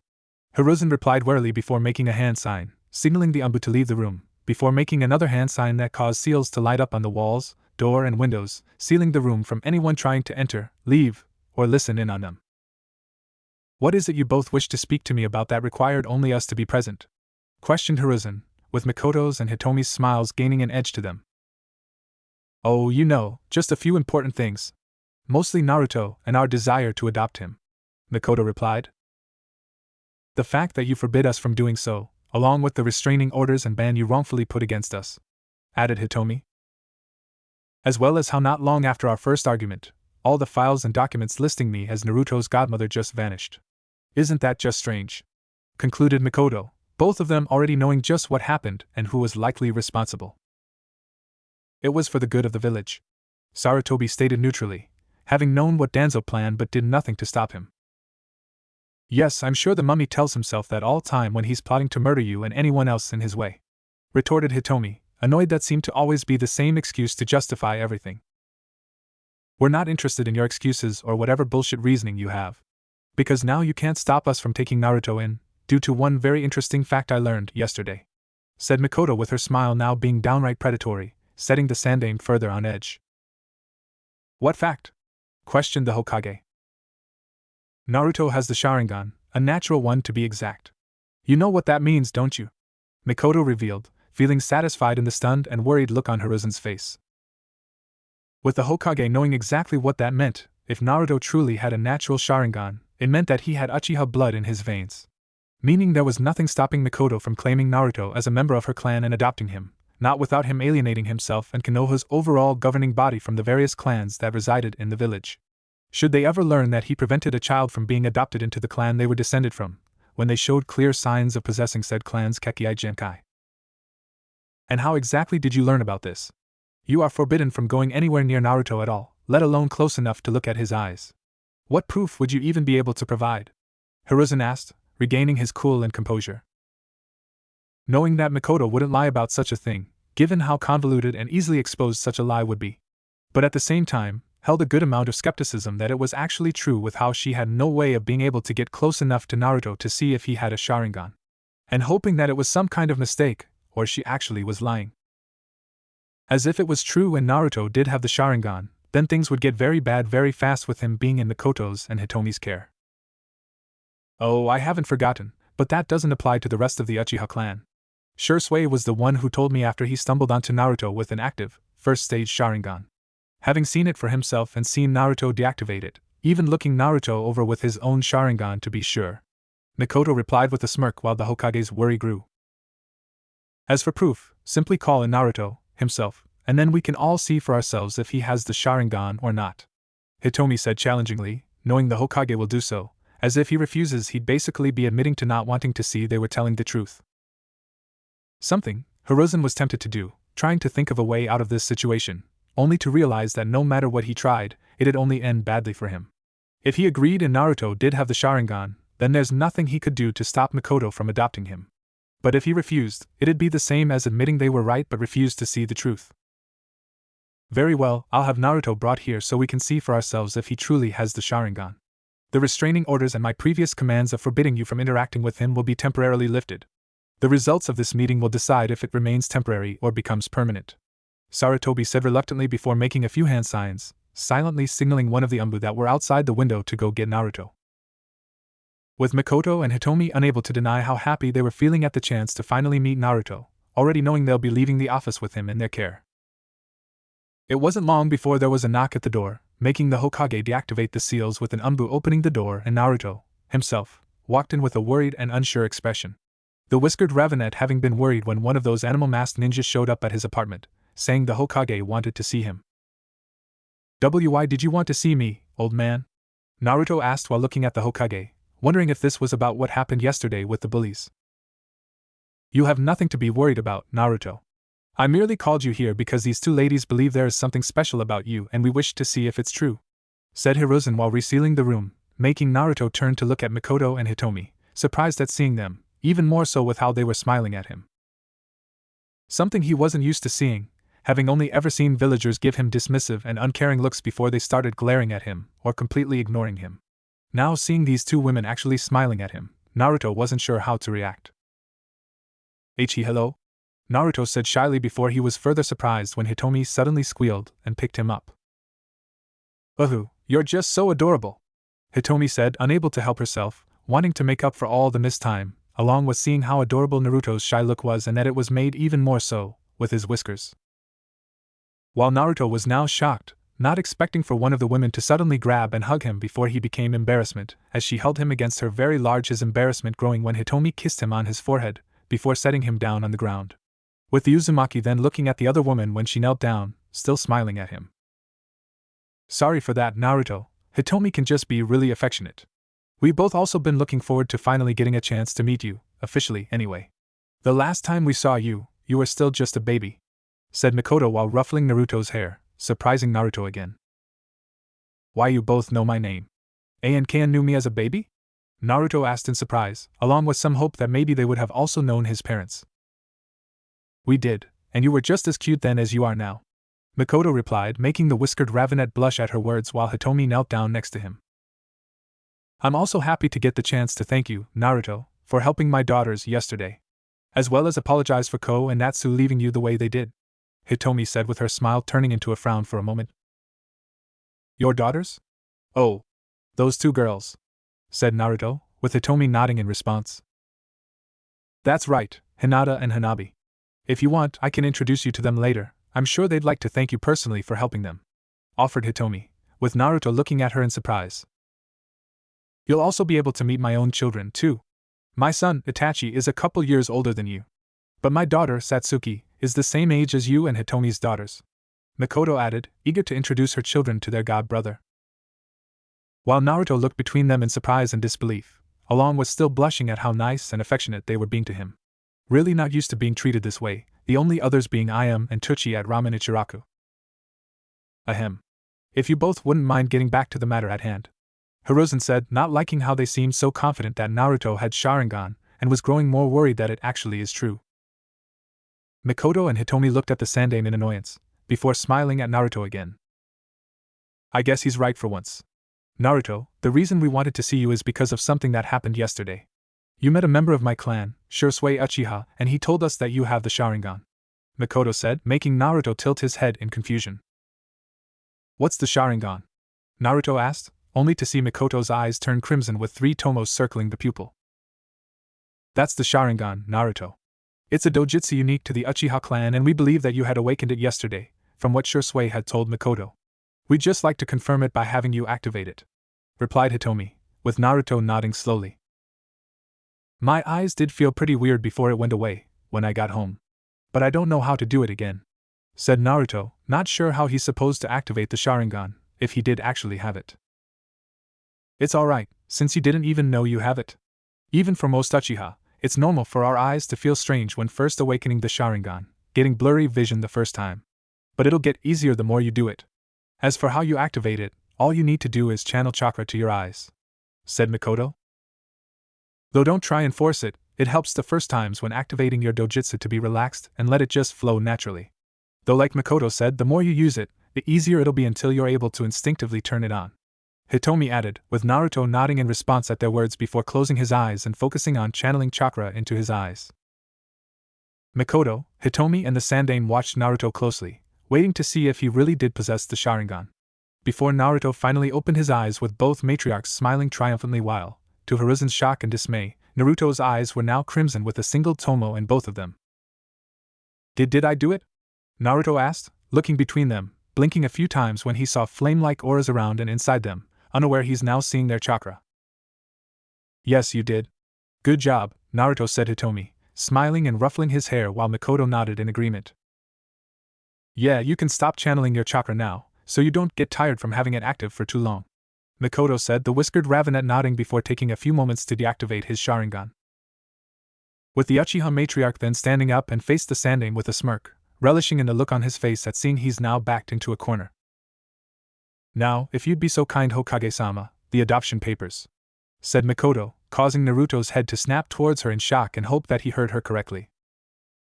Very well, Sarutobi said reluctantly, not liking it, but knew there was nothing he could do without making things worse than they already were, before pulling out the paperwork to let Mikoto adopt Naruto. The Ravenet smirk growing as she filled out all of the paper, getting Hiruzen to sign off on them as well, before sealing them away. I'll be sure to hold on to these until I can get some copies made to send back to you. After all, we wouldn't want to let such important documents be misplaced, would we? Mikoto said, with the Sandaime regarding them neutrally, not rising to the bait. Come on, Naruto, we'll help you get packed and brought to Mikoto's home, Hitomi said as she and Mikoto left the office with Naruto to get him moved out of his apartment. Later. After helping Naruto pack up everything from his apartment, Mikoto and Hitomi took him back to the Uchiha compound. Something that did draw some looks from the other Uchiha, seeing their matriarch with the Hyuga matriarch and the Kyuubi Jinchuriki. Though no one said anything, given the friendship between Mikoto and Hitomi, along with them having been close with Kushina Uzumaki. With them soon arriving at Mikoto's home, making Naruto look at it in amazement, even more so when they went inside. You live here? Naruto asked while looking at Mikoto, who nodded in response. That's right, with my family. Though at the moment my husband, Fugaku, isn't home. He's currently out doing work as chief of the Konoha military police force. While Itachi and Satsuki are out at the Uchiha clan training grounds, so you'll be able to meet them later when they get back, Mikoto said, with Naruto nodding with an unsure look on his face. As while Mikoto and Hitomi were both happy to see him, Naruto wasn't sure what to expect from their families, given how the rest of the village saw him. Before looking at Mikoto when she put a hand on his shoulder, with a reassuring smile on her face. Don't worry, you have nothing to be afraid of here, this is your home now, said Mikoto, easing Naruto's worries a little. Now come on, let's get you settled into your room, Mikoto said, taking Naruto upstairs with Hitomi following after them. With Mikoto pointing to which rooms were Satsuki's and Itachi's, taking Naruto to a room next to Satsuki's own. Showing a rather sparse room with a bed, a dresser, a closet, and a low cabinet with 2 doors and empty bookshelves. It's not much, but we'll have time to fill it up once you get settled in, said Mikoto, while Naruto looked around the room in amazement, hesitantly going inside, still processing everything that's happened in such a short amount of time. I'm sure you must be pretty overwhelmed, meeting us, learning you have the Sharingan, being adopted by Mikoto, and now having your room. But if you want to ask us anything, then don't be afraid to ask, no matter what it is, Hitomi said, smiling at the whiskered Ravenet, making Naruto turn towards them. Why? Why are you both being so nice to me? You said you met me as a baby and that you've wanted to meet me, but I've never seen either of you before. Why did you wait so long? And how did you know my name? Did you know my parents? Naruto asked, not wanting to sound ungrateful given how nice they've been to him, but he's still confused about why they were nice to him. His questions making both matriarchs frown before they sat down on the bed, motioning Naruto to sit between them, which he did so. It's not that we didn't want to meet you, Naruto. If we could have, we'd have taken you in after your parents had, unfortunately, died. But when we tried, the Hokage and the elders had forbid us from taking you in, even placing restraining orders against us, preventing us from interacting with you, Hitomi revealed, much to Naruto's shock and hurt. The old man, he did that? Said Naruto, not believing the Hokage had known they wanted to take him in, but had forbid them from doing so or even interacting with him. Yes, which was also something he had no say in doing or right in interfering with, given that I was meant to be your legal guardian to begin with due to your parents naming me your godmother before you were born. While your godfather has to be out of the village most of the time due to being in charge of Konoha's spy network, said Mikoto, making Naruto's head snap towards her in shock. Why you're my godmother? I have a godfather? Naruto asked in disbelief, not expecting to hear Mikoto was his godmother nor having a godfather. Yes. Your mother was our best friend, she wanted me to take care of you if anything happened to her and your father. While your godfather was the Jonin sensei of myself, your father and Tuchi, Mikoto replied, with the Uzumaki looking down since while he's happy to know he had a godmother, it's still sad knowing his parents are dead. While also being surprised to learn that his godfather wasn't just his father's sensei, but also the sensei of his godmother and Tuchi. "My Ka-san, who is she?" questioned Naruto, hoping to finally learn who his parents are. Her name was Kushina Uzumaki, and she was certainly someone very special, along with being known for her temper. The first time she entered the academy, she beat up this group of boys for making fun of her red hair and calling her tomato because of the color, and her round face. It was honestly pretty funny watching her throw them around, Hitomi said, laughing at remembering what Kushina did to anyone who called her tomato. But when it came to the people she loved, she was sweetest person you could meet. Though she wasn't above knocking sense into their heads whenever they did something stupid, and I do mean knocking sense into them. She was also a troublemaker, pranking anyone that got on her nerves, usually in ways that'd make them terrified at just seeing her or paranoid of what she'll do next, said Mikoto with a small smile, knowing Kushina could be very creative and terrifying when it came to her pranks. While Naruto listened intently to their words, smiling happily and sadly at finally knowing his mother's name and learning more about her. Happy that he's finally getting the answers he's always wanted, but sad that he'll never get to meet her himself. "She sounds pretty awesome," Naruto said, wiping his eyes when he started feeling tears in them, making Mikoto and Hitomi smile sadly while nodding in agreement. "Yeah, she really was. And one thing that you should know is that no matter what anyone says, Naruto, she loved you more than anything in the world. The day she found out she was pregnant was the happiest we'd ever seen her. She'd talk about how amazing you'd be in the academy, how you'd become one of the best ninja around when you graduated," Hitomi said with Mikoto nodding in agreement, while Naruto felt a few tears escape. "She'd also worked for weeks on knitting a scarf just for you, something to always make sure you were safe and warm when she wasn't around," added Mikoto, while making a mental note to find where that scarf was, swearing she will kill the Hokage and elders if anything happened to it before Naruto could even get it. "Thanks," said Naruto, feeling overjoyed to know how much his mother loved him. What about my two-san and godfather?" Naruto asked, wanting to learn who his father was too, along with who his godfather is. "Your father was Minato Namikaze the Yellow Flash and Yondaime Hokage, while your godfather was Jiraiya-sensei, one of Konoha's 3 legendary Sannin," Mikoto revealed, either of them planning to hide anything from Naruto, with Naruto's head immediately snapping towards her in shock. "My Tita-san Hew was Tth the Yoyan Yondaime Hohak Hokage? My godfather was a Sannin," stuttered Naruto in complete shock to learn his father was the Yondaime Hokage, and while he didn't know much about the Sannin, he heard bits and pieces of them being 3 of the strongest ninja in Konoha and students of the Sandaime Hokage. "That's right. He was another one of our classmates in the academy, though he was much more calm and reserved than Kushina. Though that didn't mean he didn't have a dorky side, as he enjoyed coming up with long and complicated names for his techniques," replied Mikoto as she shook her head fondly at the memories. "You actually look a lot like him too, aside from the hair color, but you definitely have his eyes and the shape of Kushina's face," Hitomi said, making Naruto look up at his hair. "Why do I have black hair?" Naruto asked, given from what he's heard of the Yondaime, he had blonde hair and had just learned that his mother had red hair. "The same reason you have the Sharingan. It turns out Minato had Uchiha blood in him. Something that no one was aware of, probably not even Minato himself. With you just managing to inherit those recessive traits more than him," Mikoto said with Hitomi nodding in agreement, with Naruto being curious to know more about his apparent known ancestry. As for Jiraiya, like Mikoto said, he's in charge of Konoha's spy network, meaning that he has to travel a lot and partake in various A-S rank missions, which isn't really the best setting to raise a child, Hitomi said as she and Mikoto began telling him more about his godfather. "Not only that, but Sensei is rather, let's say, eccentric. Not exactly the best role model and parental figure for a child. If you want, I can see about getting in contact with him so you can meet him," Mikoto said, having no intention of cutting her former teacher out of his godson's life, along with being skeptical on the Hokage's claim that he wouldn't allow them to take care of Naruto, with him nodding and smiling softly at the chance to meet his godfather. "Can you tell me more about them?" Naruto asked hopefully, with both matriarchs smiling and nodding in response. The two telling Naruto everything they could about his parents and Jiraiya. Amazing the whiskered Ravenet to learn his mother was just as strong as his father, even being the one to help teach him Fuinjutsu. The latter being something Naruto was eager to learn after hearing his parents and godfather were masters of it. Though he was shocked when they also told him about the Uzumaki clan, not believing he came from a clan that had their own village, only to be saddened to learn of their destruction. But still happy to learn he came from such a large clan.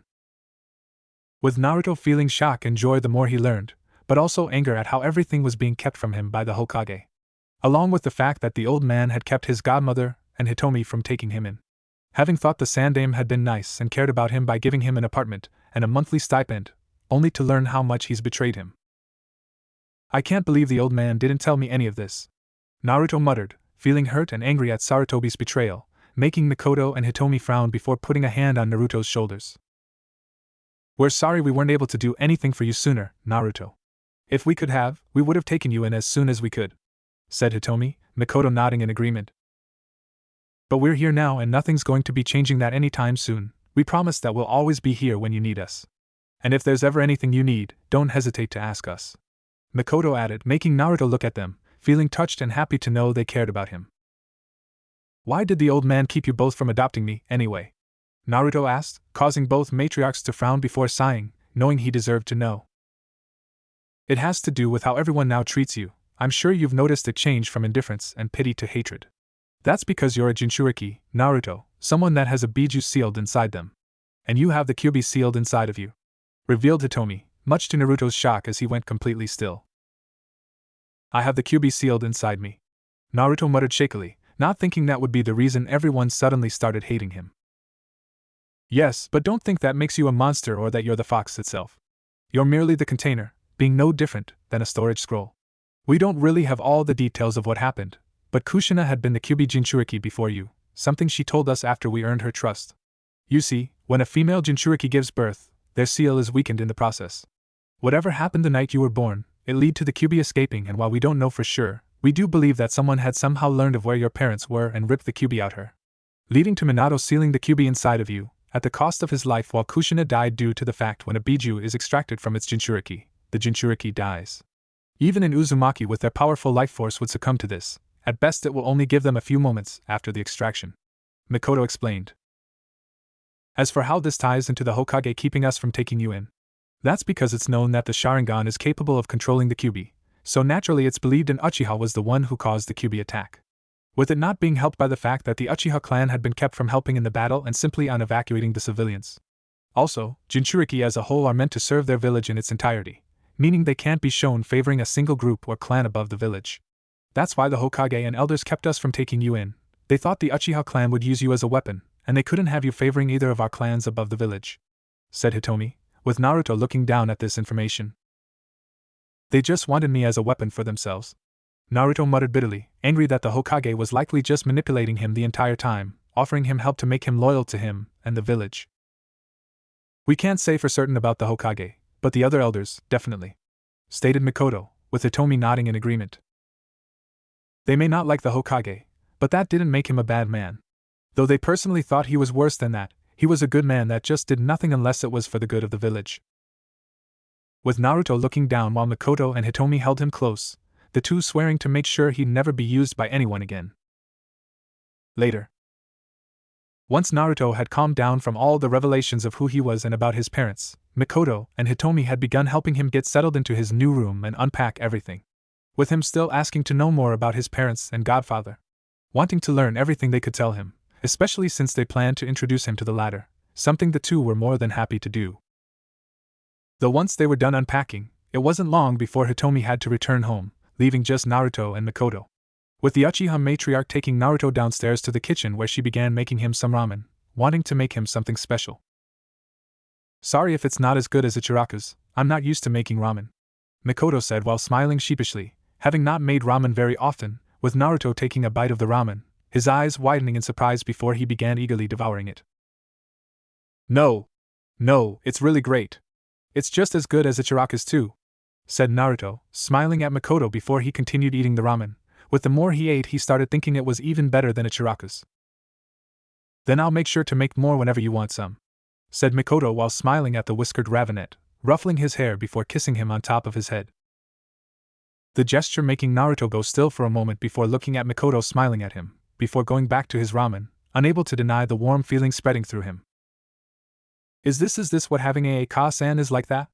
Naruto thought, wondering if this is what having a mother's love is like. Mindscape. Yes.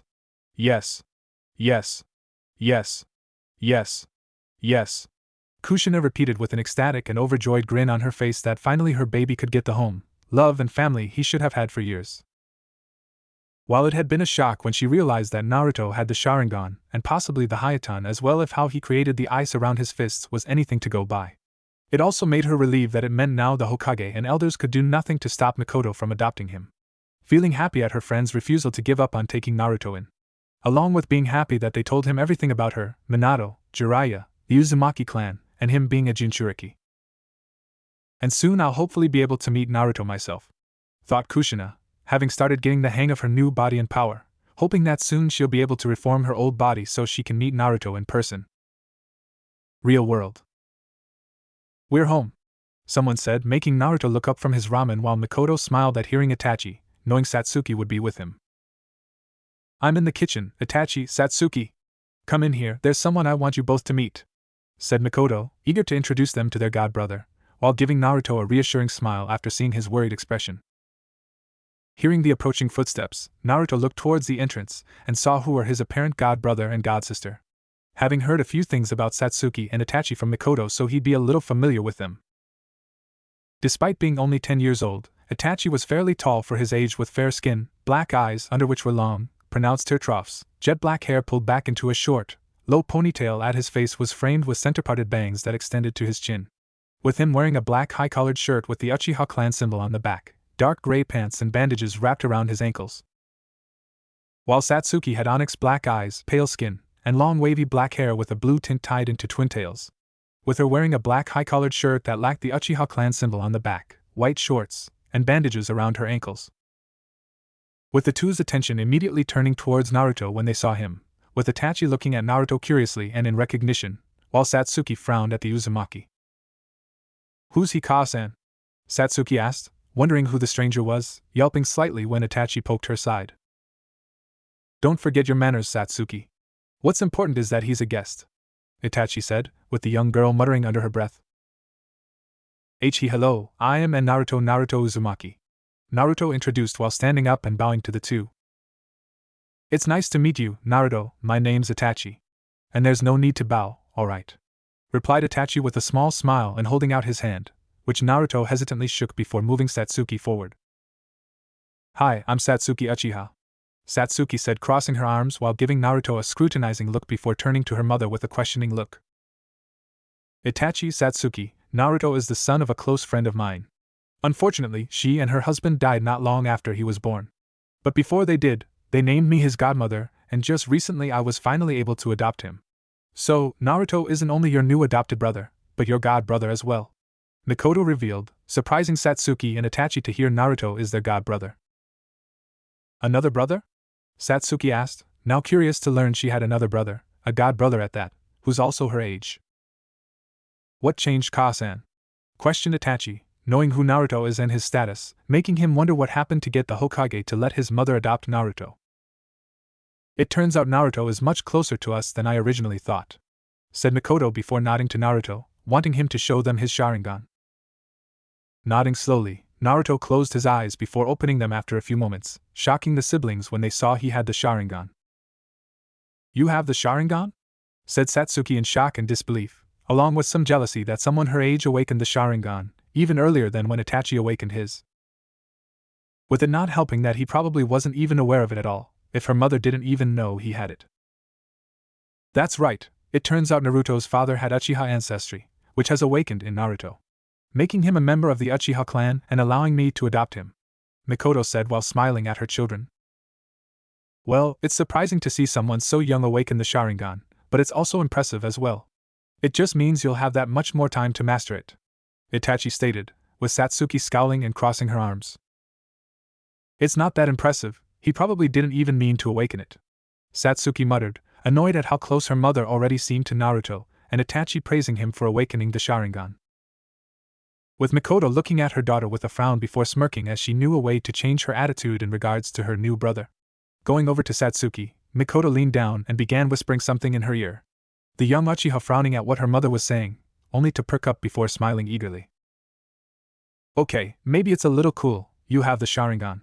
But that doesn't mean you're an Uchiha yet. So that's why I'll be teaching you everything you'll need to know about being an Uchiha clan, Satsuki said with a smirk, making Naruto look at her in confusion. "A thank you?" Naruto said in an unsure manner, wondering what she meant by that.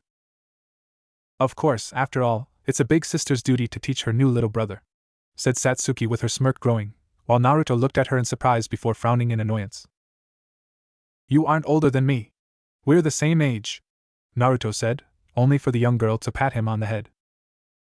"Nope, I'm older than you, meaning I'm your Nei-san and you are my Otuto," Satsuki said, pleased that she's got a younger sibling now. Mikoto having told her that she was older than Naruto by a few months, and that he need her to guide him on being part of the Uchiha clan. That it'd be a big responsibility only she could handle, and Satsuki had no intentions of letting her mother down. "No, it doesn't. You can't be older than someone who's the same age," retorted Naruto before looking at Mikoto and Itachi for help, only for them to smile in amusement. "Sorry, Naruto, but it's true. Satsuki is older than you by a few months, so she is your new Nei-san," Mikoto stated, pleased at managing to get Satsuki on board the idea of having Naruto be part of the family. "Indeed, and you should always listen to your older siblings. Isn't that right, Satsuki?" said Itachi, with Satsuki nodding in agreement. "That's right. You have to listen to your older siblings," said Satsuki, only to realize what else Itachi meant by that, making her scowl at her older brother when he laughed lightly. "Alright, that's enough, you three. Now come on, I made something different than what we usually have to help welcome Naruto into the family," said Mikoto while pouring some ramen for Satsuki, Itachi and herself, as well as one for Fugaku when he got home. With the four sitting down and began eating, Satsuki and Itachi being surprised at first that it was ramen, but also enjoyed the meal. With it not being long when they heard the door open again, with Mikoto, Satsuki and Itachi knowing it's Fugaku. "I'm home," said Fugaku before heading into the kitchen, seeing the rest of his family and the new addition. "Welcome home, Tsusan," Itachi said while bowing slightly to his father. "Tsusan, look! Ka-san brought home a new brother for us, and he's our god brother too. But I'm still older than him. Ka-san says it's my responsibility to tell him about being an Uchiha," Satsuki said, smirking at Naruto when he gave her an annoyed look, while Fugaku chuckled lightly and patted his daughter on the head. "Then I'm sure he'll have the best teacher to help him get settled into the clan," Fugaku said before turning to Naruto, who fidgeted in his seat, only to relax when Fugaku held out his hand towards him. "And it's nice to meet you, Naruto. I've heard about you from Mikoto, and I'm glad to see she was finally able to bring you here. I've also heard that you've already awakened the Sharingan," said Fugaku, surprising Naruto before he shook the clan head's hand. Yes sir," Naruto replied, with Fugaku sitting down at the table as well. "Well, when you're finally settled in, what do you think about starting your training with Satsuki? While I'm busy with the police force, I'm sure Itachi and Mikoto would be able to help both of you with your training," Fugaku said, surprising Naruto again, while Itachi nodded in response. "I should be able to help them when I have some free time. Shursui and Izumi may also be willing to train with us too," said Itachi, making Satsuki smile in excitement. "Yeah. Shursui's really strong, but Itachi's still stronger," Satsuki said, excited at the chance to train with her brother and Shursui, along with having Naruto training alongside her. While the whiskered Ravenet looked at them in surprise before looking at Mikoto, who smiled and nodded at him.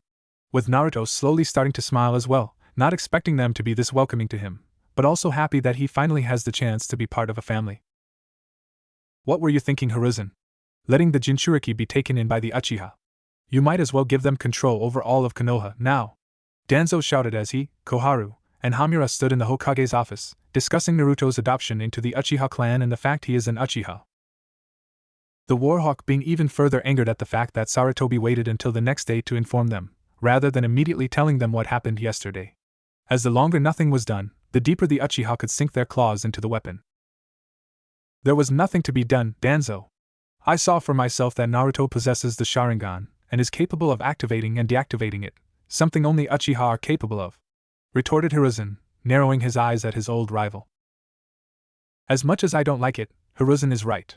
With the proof of the boy's Uchiha heritage, we can do nothing to stop the Uchiha clan from taking him in, whether he's a Jinchuriki or not. If we did try interfering, it would only alienate the other ninja clans once they've learned that we would prevent them from taking in any descendants of their respective clans," Hamura said, not liking the Kyuubi Jinchuriki is now with the Uchiha clan, but knew they couldn't do anything about it. Yet, no one had known the Jinchuriki possessed the Sharingan. It would have been simple enough to seal away the Jinchuriki's eyes and keep it a secret, while any claims the Uchiha and Hyuga made would be passed off as lies and delusions, said Danzo, believing it could have been prevented simply by sealing Naruto's Sharingan. And as a means to further antagonize the Uchiha clan if it seemed like they were trying to get control of the Kyuubi, while also potentially helping to isolate the Hyuga clan as well, should they ever look to be a threat to the village. And what happens if there are those that suspect it to be true, especially if the seal is ever discovered or removed? That we kept the Uchiha clan from taking in one of their own? If other clans learned, we not only prevented it, but went out of our way to ensure no one learned the boy had the Sharingan. We would only be making the other clans lose faith in Konoha's government, or worse, pushing them to side with the Uchiha clan. No matter what, there is nothing we can do, not without risking Konoha's stability in the long term, Kohara said, making Danzo scowl, his anger growing as either of his fellow elders seemed to understand the danger of the situation. Agreed. Whether we like it or not, Naruto is now under Mikoto's care and a part of the Uchiha clan. No doubt, she and Hitomi would have already revealed his heritage and status to him as well, not to mention just why they were unable to take him in after his parents' deaths. Meaning the best thing to do is make sure Naruto's own faith in Konoha is not completely lost. That is what's important, said Hiruzen, having no doubt Mikoto and Hitomi have already told Naruto everything that was kept from him. With Uzumaki's trust and faith in him and the village likely being shaken, if it wasn't gone entirely, which really won't be good if Naruto doesn't care for the village. That also means nothing will done to further antagonize Naruto or the rest of the Uchiha clan. Is that clear, Danzo? Sarutobi said while looking at his former teammate sternly, knowing the last thing they needed was more trouble or further driving the Uchiha clan away. Yes, Hiruzen, Danzo said while gritting his teeth, furious that it seemed he was the only one speaking sense now.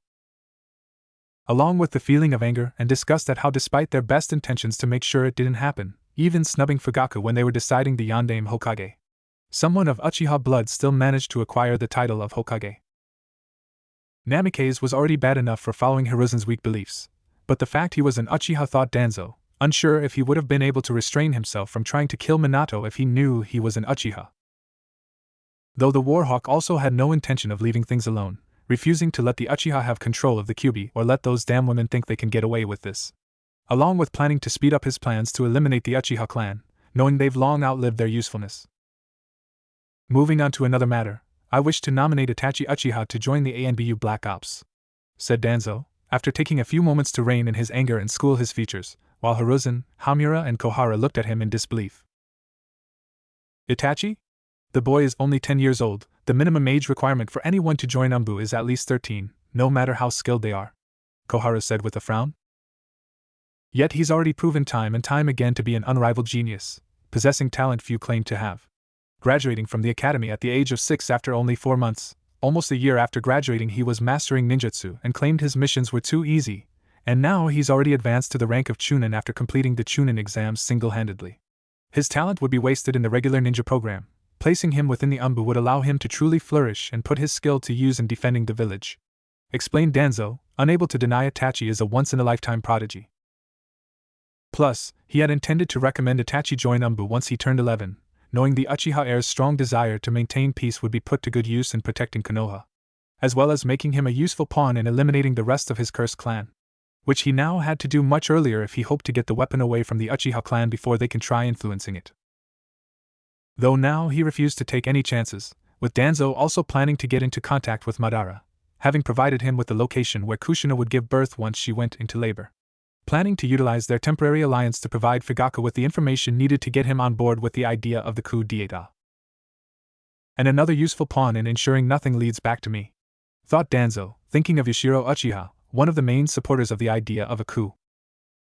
Knowing he'd be a useful pawn to pass on the information to Fugaku, given how Danzo knew that Yashiro was a coward and wouldn't want to take any actual responsibility in coup himself, which makes him the perfect pawn to take the information from Madara and pass it to Fugaku.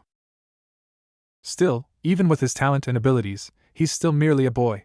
Would it not be better to wait and see how he handles things against older and more experienced opponents first, to see if he can handle the difficult missions required of the ANBU? Hamura said, preferring if they could wait and see more of Itachi's abilities to know if he'd fit in the ANBU and had the right personality.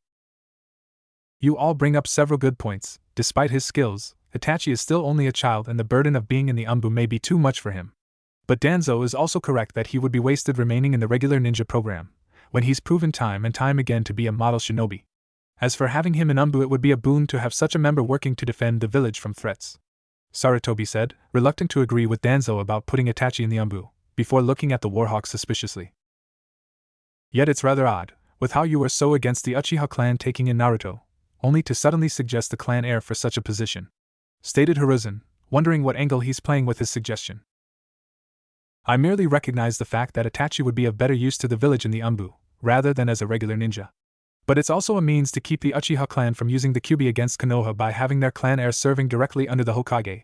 It will keep them in line if they wish for his continued safety. And I'm sure we can all agree, it was most likely that an Uchiha had snuck out of the village and summoned the Kyuubi. With the death of the Shodai and near extinction of the Uzumaki clan, the only method of controlling and summoning the Kyuubi is the Sharingan. At least with Itachi in the Umbu, the rest of the Uchiha clan would be hesitant to use the Kyuubi at the cost of his life. Danzo explained, with Hiruzen frowning at his explanation, but also couldn't fault the logic. Very well, I will have the paperwork filled out to transfer Itachi to the Umbu. Though given his age, we will need to falsify his registry slightly to make it be that he is 13. Sarutobi said, making Danzo nod in agreement, pleased the beginning of his plan was going smoothly. With Naruto. Meanwhile, within his new room in the Uchiha clan compound, Naruto had begun waking up. Only for the whiskered Ravenet to be confused when took in his surroundings. This isn't my apartment, Naruto thought while looking around the room, wondering how he ended up here, before his eyes widened as he remembered what happened yesterday. Being called to the Hokage's office, meeting Mikoto and Hitomi, learning he had the Sharingan, Mikoto adopting him, and everything they told him about his parents and clan. Then meeting Mikoto's family as well and feeling welcomed. It wasn't a dream, thought Naruto, unsure how to feel about everything that happened yesterday really happening. While he was happy to now be part of a family and finally learning who his parents were, it's still something that Naruto wasn't used to. Shaking his head, Naruto got out of bed before getting dressed and ready for the day, going downstairs once he'd finished. Finding that Mikoto, Satsuki, Itachi and Fugaku were already awake and having breakfast before they turned towards Naruto, after hearing him walk in. It's about time you woke up. I was gonna wake you up myself, but Kaa-san wouldn't let me, Satsuki said in annoyance. Now, Satsuki, don't be rude. I'm sure Naruto needed his rest after everything that happened yesterday.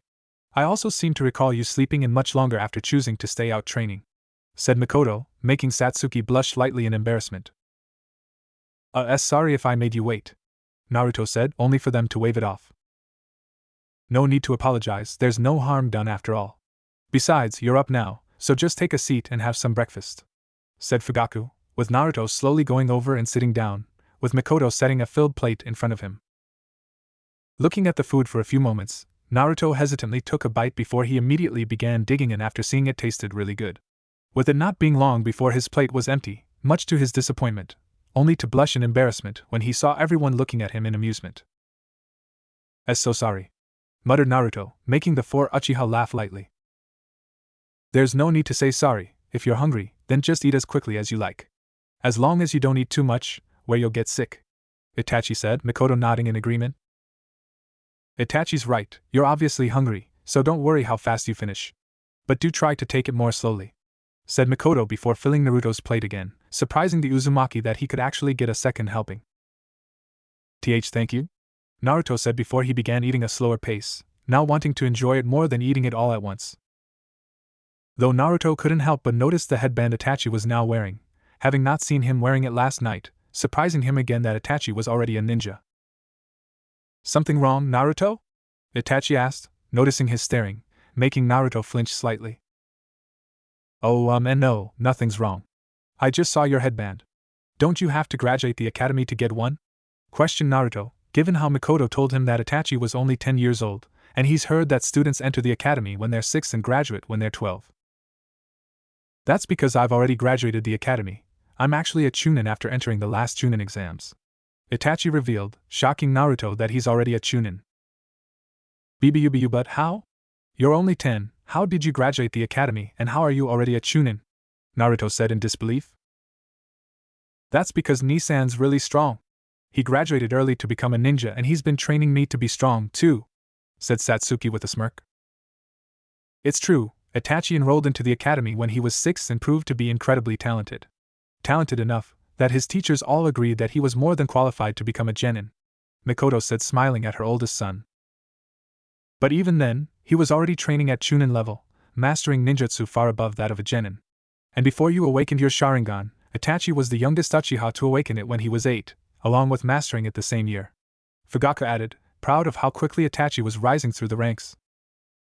I just focus on my studies and keep up with my training. There are other members of our clan stronger than me, like Shursui and both of you, Ka-san, Tu-san, said Itachi, knowing Shursui and his parents were much stronger than him. With Naruto being shocked and awed to hear how strong Itachi is, that he was able to graduate from the academy in less than a year, along with unlocking and mastering his Sharingan in a year as well. Plus, hearing that Mikoto, Fugaku and that Shursui guy he met were stronger than Itachi. Is that why you're chief of the military police force?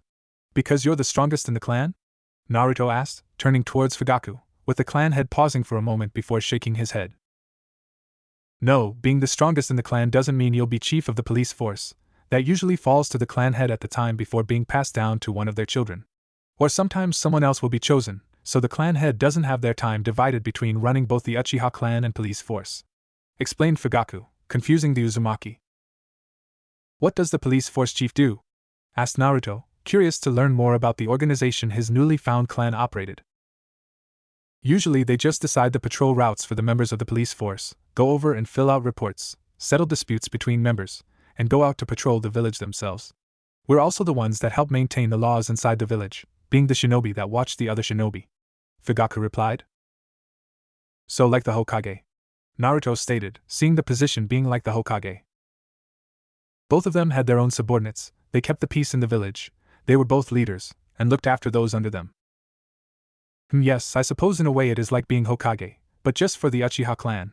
Though the Hokage has the final say in what issues we can interfere in, said Fugaku, knowing they were limited in what they could do, depending on what the Hokage said. Such as being unable to arrest Anbu, given they served directly under the Hokage. Something that did lead to some issues between the Anbu and police force. Oh? Are you both going to be part of the police force? Naruto asked, looking at Satsuki and Itachi, wondering if they were going to be part of the military police force.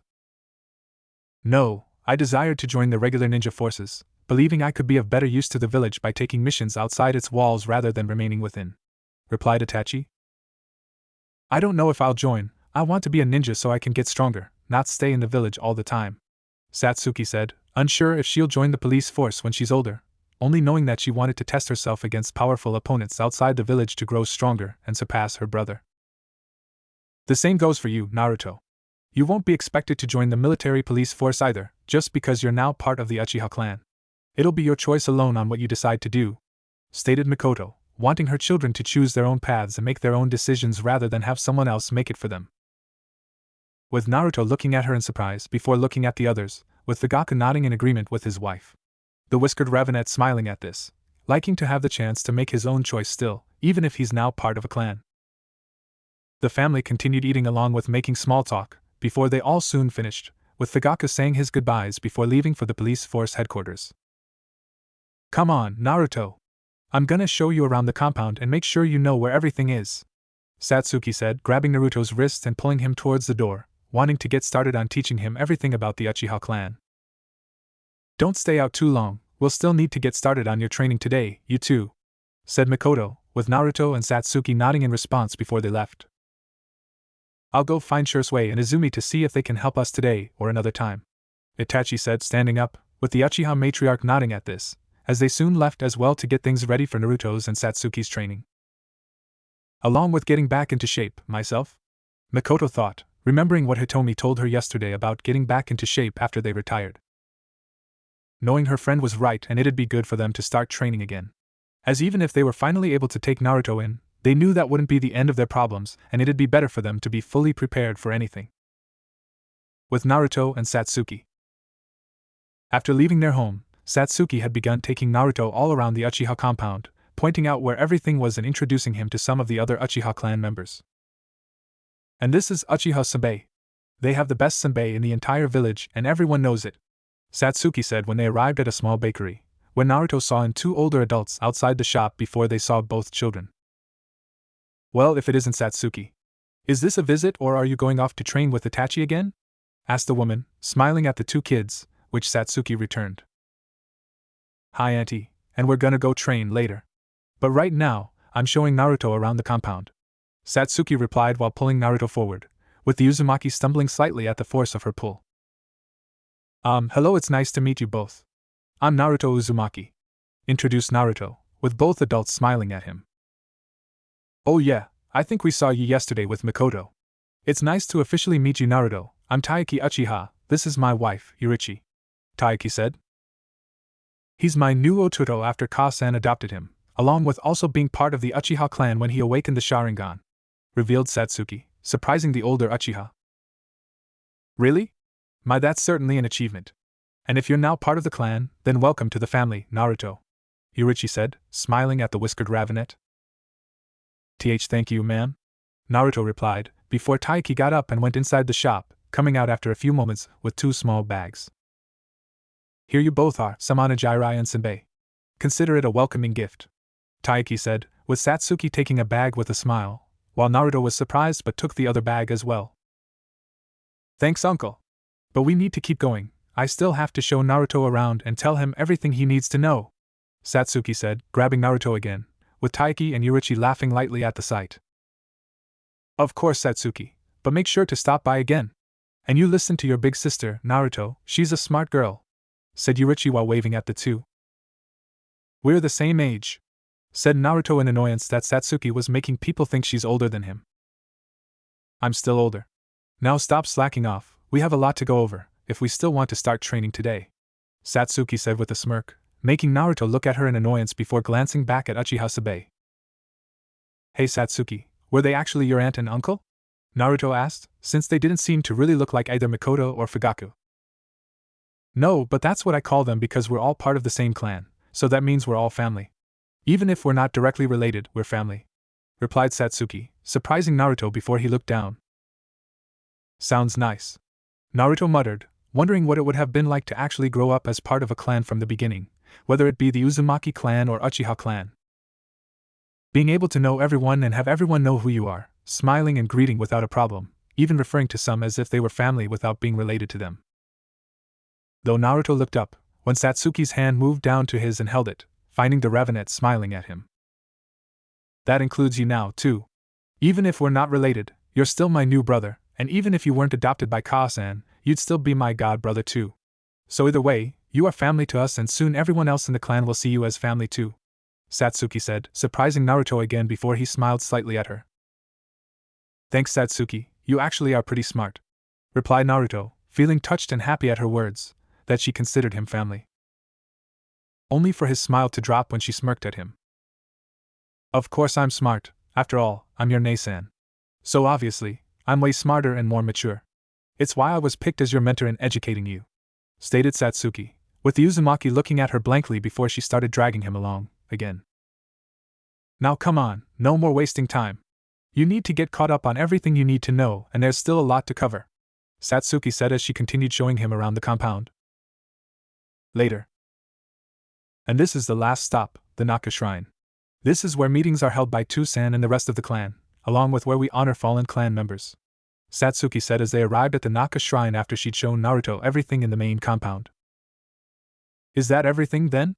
Naruto asked tiredly, given how Satsuki had made sure to show him every inch of the compound, telling him about every store and shop inside, introducing him to everyone they came across.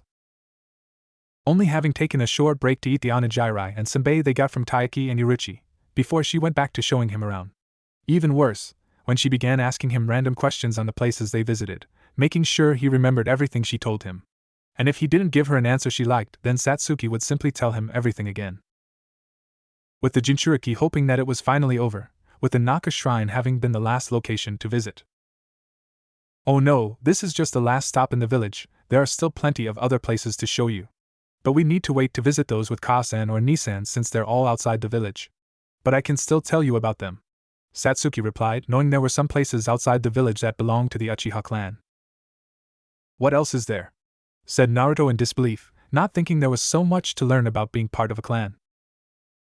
Well, there are a couple hideouts and strongholds that the Uchiha clan used to use as bases during the Warring States era. Some of them are hidden pretty well too, making them difficult to find where they are unless you know where to look. I know about one that's supposed to be located on a terraced mountain with large forests on each of the levels.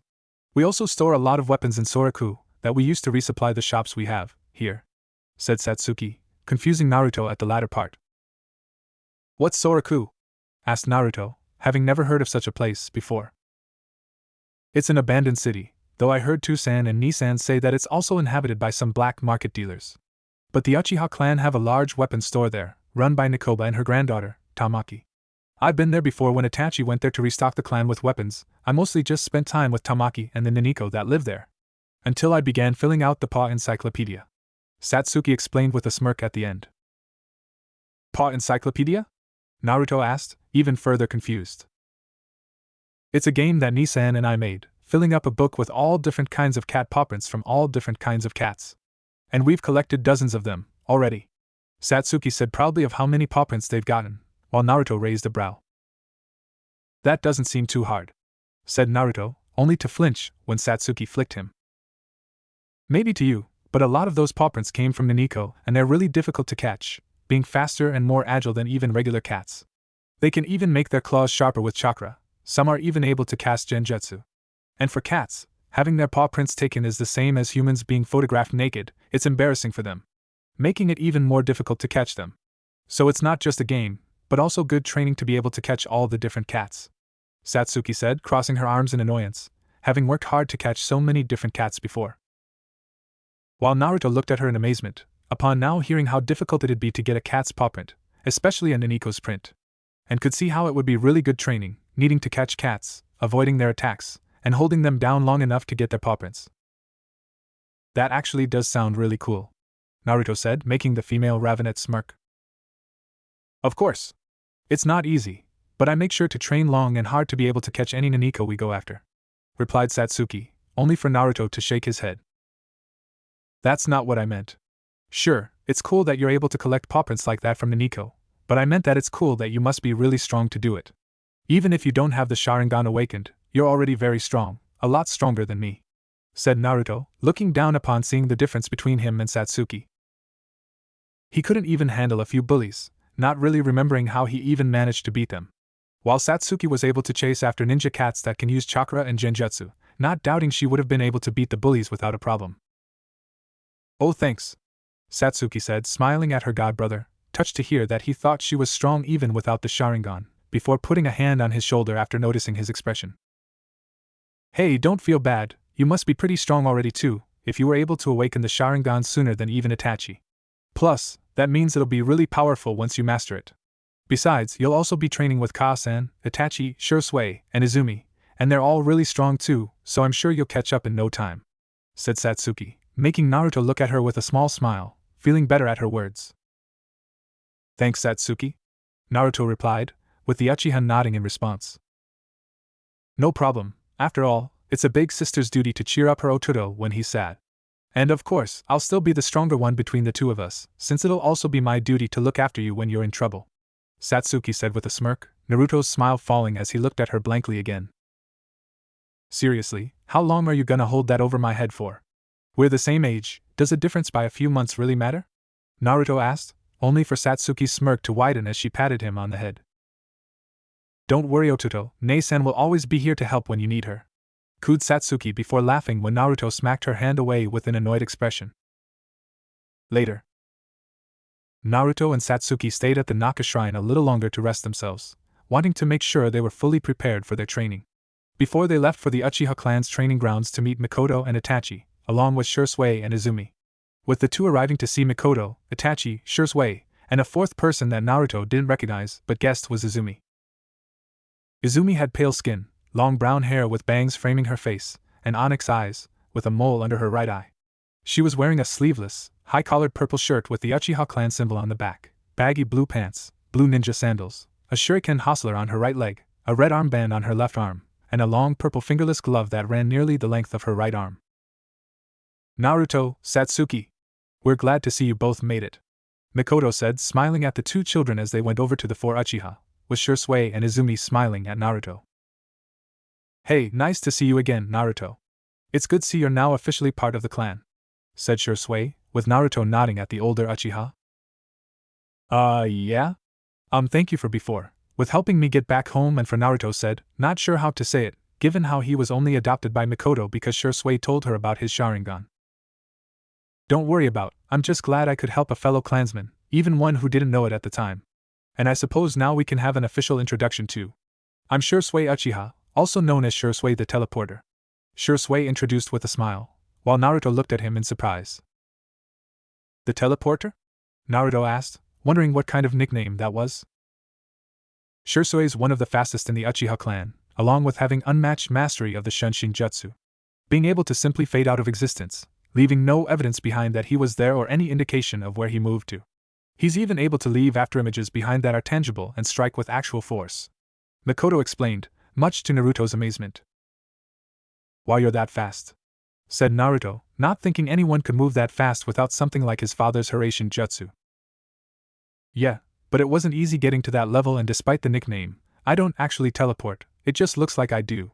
I've just worked really hard to master the Shunshin Jutsu, said Shisui, knowing there were still plenty of ninja that were faster than him, like Might Guy and Kakashi Hatake. Naruto still thought it was really cool that Shisui was able to move fast enough, it looked like he was teleporting. Wondering if he'd be able to become fast enough to do that before he looked at Izumi, who walked up and smiled at him, and Satsuki. It's nice to see you again, Satsuki, and it's nice to meet you as well, Naruto. Itachi and Mikoto were telling me and Shisui about you before you arrived, Izumi said. Hello Izumi, it's nice meeting you too. Are you a ninja too?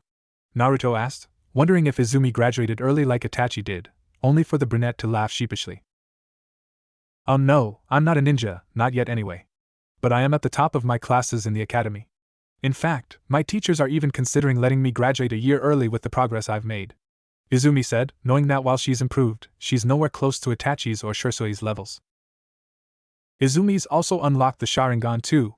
Even earlier than Itachi, she unlocked it when she was 5, said Satsuki, making Naruto look at her in surprise.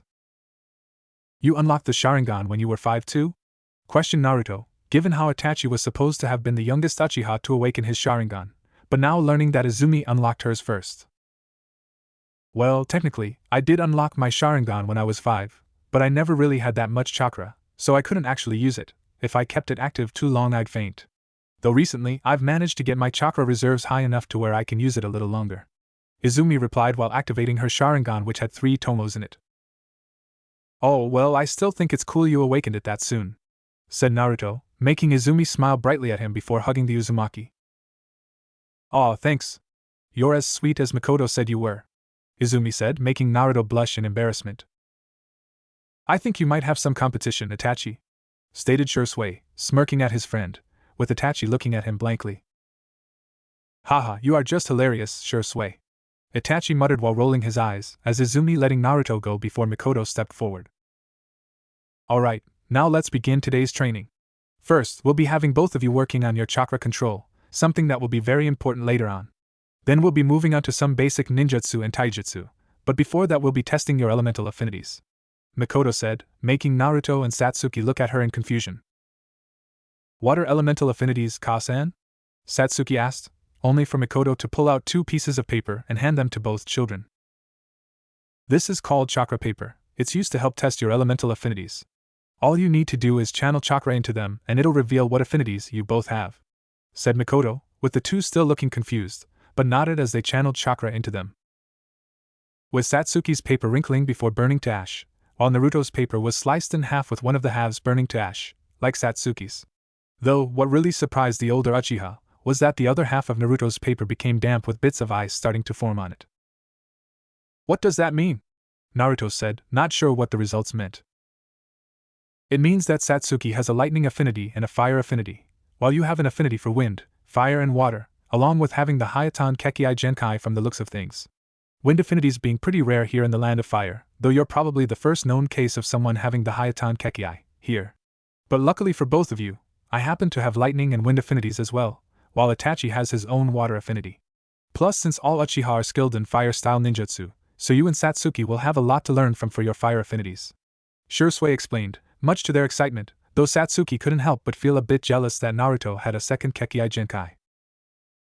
As for your Hayatan, Hitomi can probably help you with that, given how she was able to recreate the ice style to the point where she didn't need pre-existing ice and snow, despite not having the Hayatan herself, with a very rare and advanced form of nature manipulation, known as elemental fusion.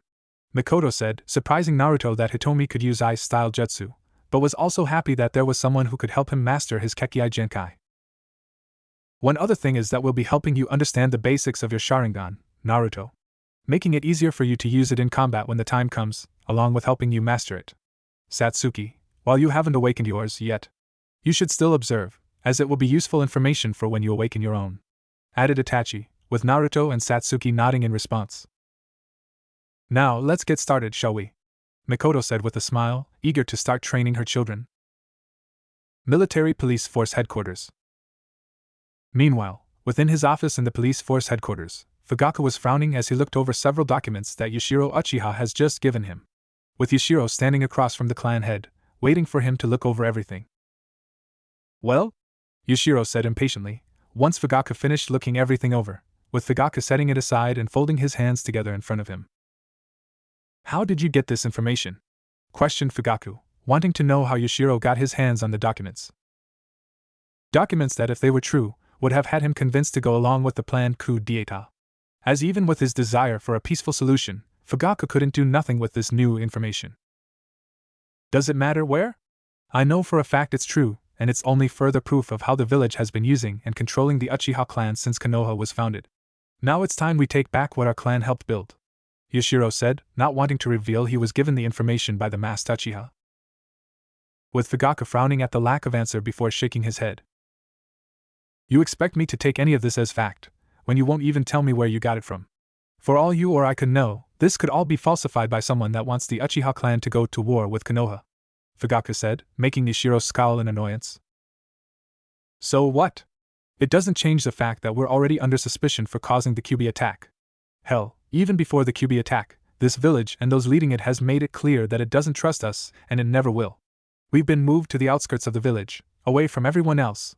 This isn't even a compound, it might as well be a cage that we're all locked in, waiting for the Hokage and those elders to decide to wipe us all out," retorted Yashiro in anger. "Perhaps, but should that day ever come, the Uchiha clan will not be seen as the instigators. We will continue doing what we are right now in enforcing the laws and arresting those that break them. More importantly is the fact, Mikoto has finally gotten something she's wanted for 5 years and I won't do anything that would endanger my family," said Fugaku, knowing how happy Mikoto was to finally be able to take in her godson. He's even started growing fond of Naruto as well, seeing how curious and inquisitive he is about learning new things. So while at one time, Fugaku would have likely agreed with the coup after getting this new information, now he's more willing to try for a peaceful route as to not endanger his family. While Yashiro looked at him in anger and disgust, that he'd be willing to continue letting the Uchiha clan wither away because of Mikoto and the Kyuubi Jinchuriki. If anything, they should be using that brat and the beast inside him as their personal attack dog. So much for wicked eyes, Fugaku. All I see is a soft and weak fool, bending to the whims of a single woman. It shouldn't matter what Mikoto says or wants, you don't care about her, and she doesn't care about you. If it wasn't because of your arranged marriage, she'd still be chasing after Namikaze while you would be chasing that Inuzuka bitch," Yashiro shouted, disgusted at the idea of Uchiha marrying outside of the clan. Only for him to recoil when Fugaku closed his eyes before they snapped open, showing his Sharingan, which glowed slightly as he gave Yashiro a dark warning look. "Be very careful, the way you speak, otherwise you'll see just how wicked my eyes truly are," Fugaku warned, refusing to let him speak about some that way, who at one point would have been the person he chose to marry instead, if he hadn't been arranged to marry Mikoto. "And perhaps Mikoto and I don't love each other, but she is still a friend and the mother of my children. And I will do nothing to endanger my family, nor will I lead this clan in some foolhardy rebellion that will more likely get us all killed. So, this will be the last time I say this, Yashiro. The coup does not happen, and should I find out that you and anyone else are planning to go through with it behind my back, I'll kill you all, myself." "Understood," said Fugaku darkly, making Yashiro pale and gulp before nodding shakily. Why, yes, F. Fugaku-sama," Yashiro replied, bowing his head. "Good, now get out," Fugaku said, with Yashiro eagerly exiting the office with his tail between his legs. Damn him! Damn him to the deepest pit in hell! Yashiro thought, furious he couldn't convince Fugaku to get on board with the coup, knowing if he wasn't on board then the majority of the clan wouldn't be either. Meaning if he wanted the coup to happen, Yashiro knew he'd need to find someone to help convince enough of the clan to go through with it. Already planning to find a way to get into contact with the masked Uchiha, knowing he'd be able to help. Later Uchiha training ground. "Okay, I think that's enough for today," said Mikoto, looking at Naruto and Satsuki who were panting tiredly from their training. You two did pretty good. Most kids would have been done after the first 2 hours the first time doing the surface walking exercise. Shursui stated, impressed at their determination given how they were running low on chakra from doing the surface walking exercise, not to mention the overall exhaustion. Yeah, you both were really great today, and you're only going to get better, said Izumi, smiling at the two kids. Though, what was even more impressive was the progress they made once the exercise was broken down and explained to them. They honestly wouldn't be surprised if Naruto and Satsuki end up mastering the tree walker exercise in just a few days. Indeed. But also take this as an important lesson, never train to the point where you're exhausted and unable to even move, as such a thing could leave you defenseless and open to be attacked. And outside the village, that is always a high possibility. Itachi added, not wanting them to risk leaving themselves defenseless by going overboard with their training. Thanks for the advice, said Satsuki, feeling tired from everything they did today. Well, if you two aren't too tired, then I was going to take you both out for lunch, maybe Ichiraku, Mikoto said with a sly smile, when she saw Naruto instantly perk up. Ichiraku? Naruto asked, with Mikoto nodding in response. Yep, and I'm sure that they'll also have some sliced tomatoes as well, Satsuki, said Mikoto, with Satsuki now perking up this time, knowing her daughter loved tomatoes. I'm not tired, Naruto and Satsuki both said at the same time, making the older Uchiha laugh slightly before Mikoto turning towards Itachi, Shursui, and Izumi. Would you three like to join us? Questioned Mikoto, only for them to shake their heads since they still had other business to take care of before exchanging goodbyes and taking their leave. With Naruto, Satsuki, and Mikoto going to the village, the Uchiha matriarch glaring at anyone that tried glaring at her and her children, making several villagers quickly walk away, not wanting to risk getting on the bad side of one of the demon queens. Before the trio soon arrived at Ramen Ichiraku and stepped inside, finding Tucci and his daughter Ayam behind the counter. Well now, there's a face I haven't seen in a long time. Mikoto Uchiha finally decided to stop by again, Tucci said, smiling at seeing his old teammate, which Mikoto returned before Ayam quickly ran around the counter and hugged the woman. Hi auntie, Ayam said, smiling happily up at Mikoto, while Satsuki looked surprised at the familiarity they had with her mother, with Naruto not being surprised after learning Tucci was her old teammate along with his father's. It's nice to see you again, Tucci, and sorry for not coming by before, but a lot's happened. And it's always great to see you again, Ayam, you've certainly gotten bigger, said Mikoto as she smiled at the two. Ka-san, how do you know them?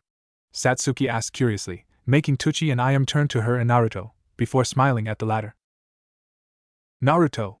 It's really great to see you too, Ayam said, hugging Naruto as well, making the Uzumaki blush lightly with a small smile. You too, Ayam-nichan, Tucci, Naruto replied, returning the hug. And I'm guessing this is Satsuki, right? She looks just like you, said Tucci, smiling at the younger female Uchiha, while Mikoto nodded in response. Yeah, she really does. And Satsuki, Tucci is actually my old teammate from when I was a genin, before he retired. While I've met a few times before, even when I was still pregnant with you, Mikoto said, surprising Satsuki that she's meeting one of her mother's old teammates. She also told me that both of you were my two Sans teammates too, said Naruto looking at Tucci, with Satsuki being surprised again to hear this, along with Tucci before he nodded in response. That's right, and it's good you know who they were now, Naruto. It's a shame what happened to them, Tucci said, shaking his head. You were Ka-san's teammate, Satsuki stated, changing the subject when she saw Naruto's downcast expression at the mention of his parents. Yeah. Two-san was teammates with Aunt Mikoto and Naruto's father, and I got to meet them too, replied Ayam with a smile, having always liked it when her father's old teammates came into the shop. That's right, Mikoto and Naruto's parents were some of our best customers when we first opened up. But you'd be surprised to hear that your mom didn't always look like this. Back in the academy and our genin days, she was quite the tomboy. Most of the kids back then even believed she was a boy, with the exception of those that really knew her, Tucci said with a smirk, while Mikoto making her look at him in good-natured annoyance. You were all just jealous, because I looked good no matter how I looked. Especially given the fact, I still had girls chasing me even after they learned I was a girl, stated Mikoto with a smirk, while Naruto and Satsuki looked at her in disbelief before shaking it off as they all sat down. Tucci, what did you do as a ninja? Satsuki asked, curious of what Tucci specialized in as a ninja, with Naruto also being curious. I specialized in taijutsu and lightning-style ninjutsu, and was pretty damn good at both of them, I even made plans to try and recreate the lightning style techniques that the Rakids were known for. Given how all of them were seen as some of the best lightning style and ninjautsu users in the world, I figured I should try to aim to surpass them. But I had to retire before I was able to try. Tochi replied, solemnly. Why did you retire? Questioned Naruto. Only for Mikoto and Ayame to gain solemn looks as well, before Tochi looked at Mikoto. Is it alright if I take them in the back? Tochi said, making Mikoto frown, knowing what he wanted to do and wasn't sure about it. But at the same time she couldn't keep Naruto and Satsuki shielded from the dangers of the ninja lifestyle forever, no matter how much she wanted to. Alright. Mikoto replied reluctantly, figuring it'd be better they learn now than on the battlefield, which could cost them their lives. Nodding at this, Tochi motioned Naruto and Satsuki to follow him to the back of the shop, with both children being confused at the strange request. Normally, you don't really retire from being a ninja. Even when you're older than me, you'd still try to be of some use to your village. The only reason a ninja really retires is when they have to. Now what you're going to see isn't pretty, warned Tochi, with Naruto and Satsuki nodding slowly in response. Only for them to be shocked, horrified, and feeling physically sick when Tochi removed his shirt, showing to still be in somewhat decent shape despite letting himself go after retiring. But what made them react was that his chest, abdomen, upper arms, shoulders and back were all covered in brutal gashes and scars. I got most of these near the end of the Third Shinobi World War. Me and a platoon of ninja I was leading at the time were ambushed. Out of 100 ninja, only 20 survived. Some even thought I wouldn't survive either with the injuries I got. But the medics that survived were able to keep me alive, but at the cost of my career. Tochi explained before putting his shirt back on, putting his hands on their shoulders. Now I'm not telling you all this to scare you or tell you not to become ninja, it's so you both understand. Being a ninja isn't all fun and games or about saving the day, it's a dangerous life. One where you'll even need to commit acts that'll conflict with your own moral compass, both if you want to survive or because your superior officer had ordered you to. And it's better you learn about the dangers now rather than in a situation you wouldn't make it back from, said Tochi, with Naruto and Satsuki nodding shakily as they returned to the front of the shop. Are you two alright? Mikoto asked softly. We're F55 fine, Kkk-sen, replied Satsuki, feeling shaken at what they saw and heard. Why yeah. BBU, but I'm not really hungry anymore, Naruto said with Satsuki nodding in agreement, either of them having much of an appetite anymore, with Mikoto nodding in understanding. Okay. Sorry to leave so soon, Tochi, I am. But hopefully we'll be back again, another time, said Mikoto, with the father-daughter duo nodding in response. It's fine and take care, you three. And if you ever need any tips for training, I'd be more than willing to give them a few pointers, Tochi replied, with Mikoto nodding in thanks. I'll hold you to that, Mikoto stated, knowing firsthand that in his prime Tochi was a powerful taijutsu specialist, having been Gai's predecessor as Konoha's first and foremost taijutsu master and specialist. Before the trio left the stand with Naruto and Satsuki staying quiet, still processing what they saw and heard. Do you both want to talk about it? Mikoto asked, looking at her children, with the two looking up at her. How do people choose to become ninja if something like that could happen? Or if they could die? Questioned Satsuki, with Mikoto only being able to shrug in response.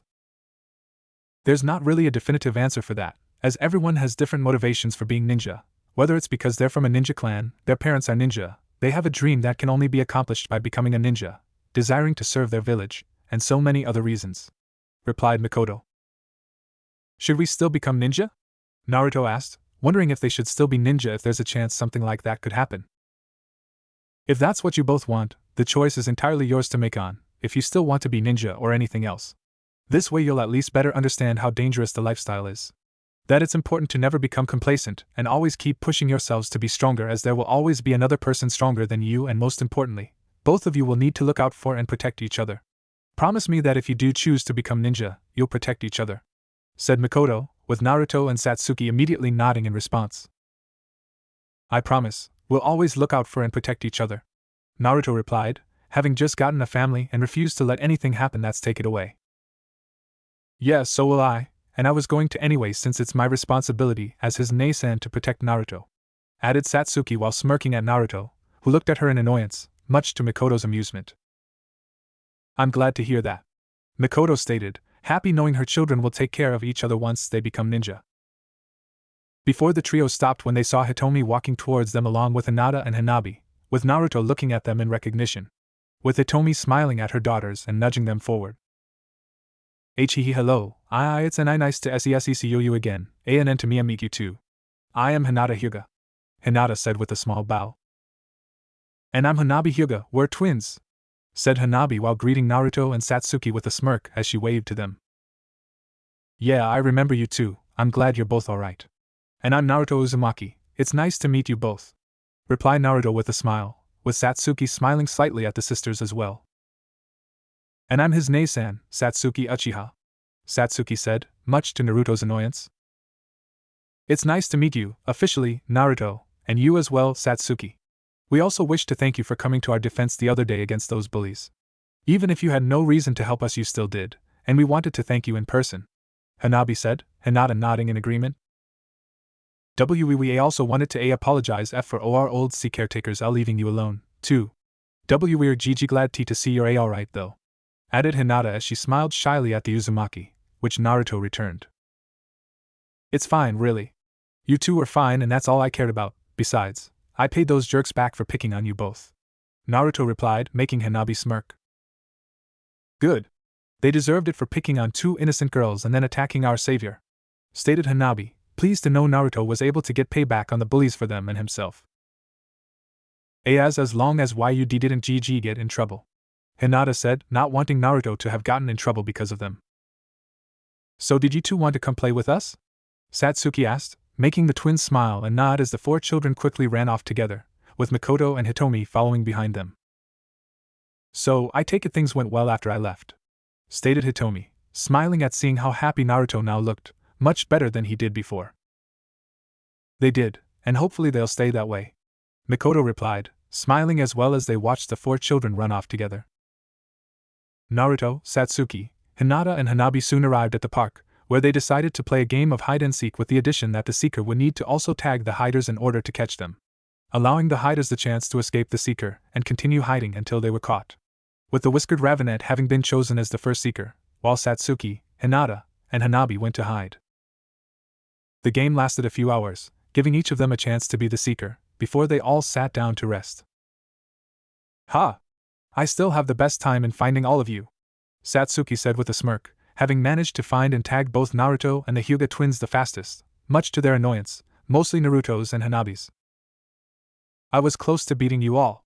I would have won too, if I could use my Byakugan, retorted Hanabi, muttering the last part to herself, while Satsuki's smirk widened. Don't be jealous, it's not my fault I'm just that good. Or maybe you all are just too slow to escape, Satsuki said teasingly.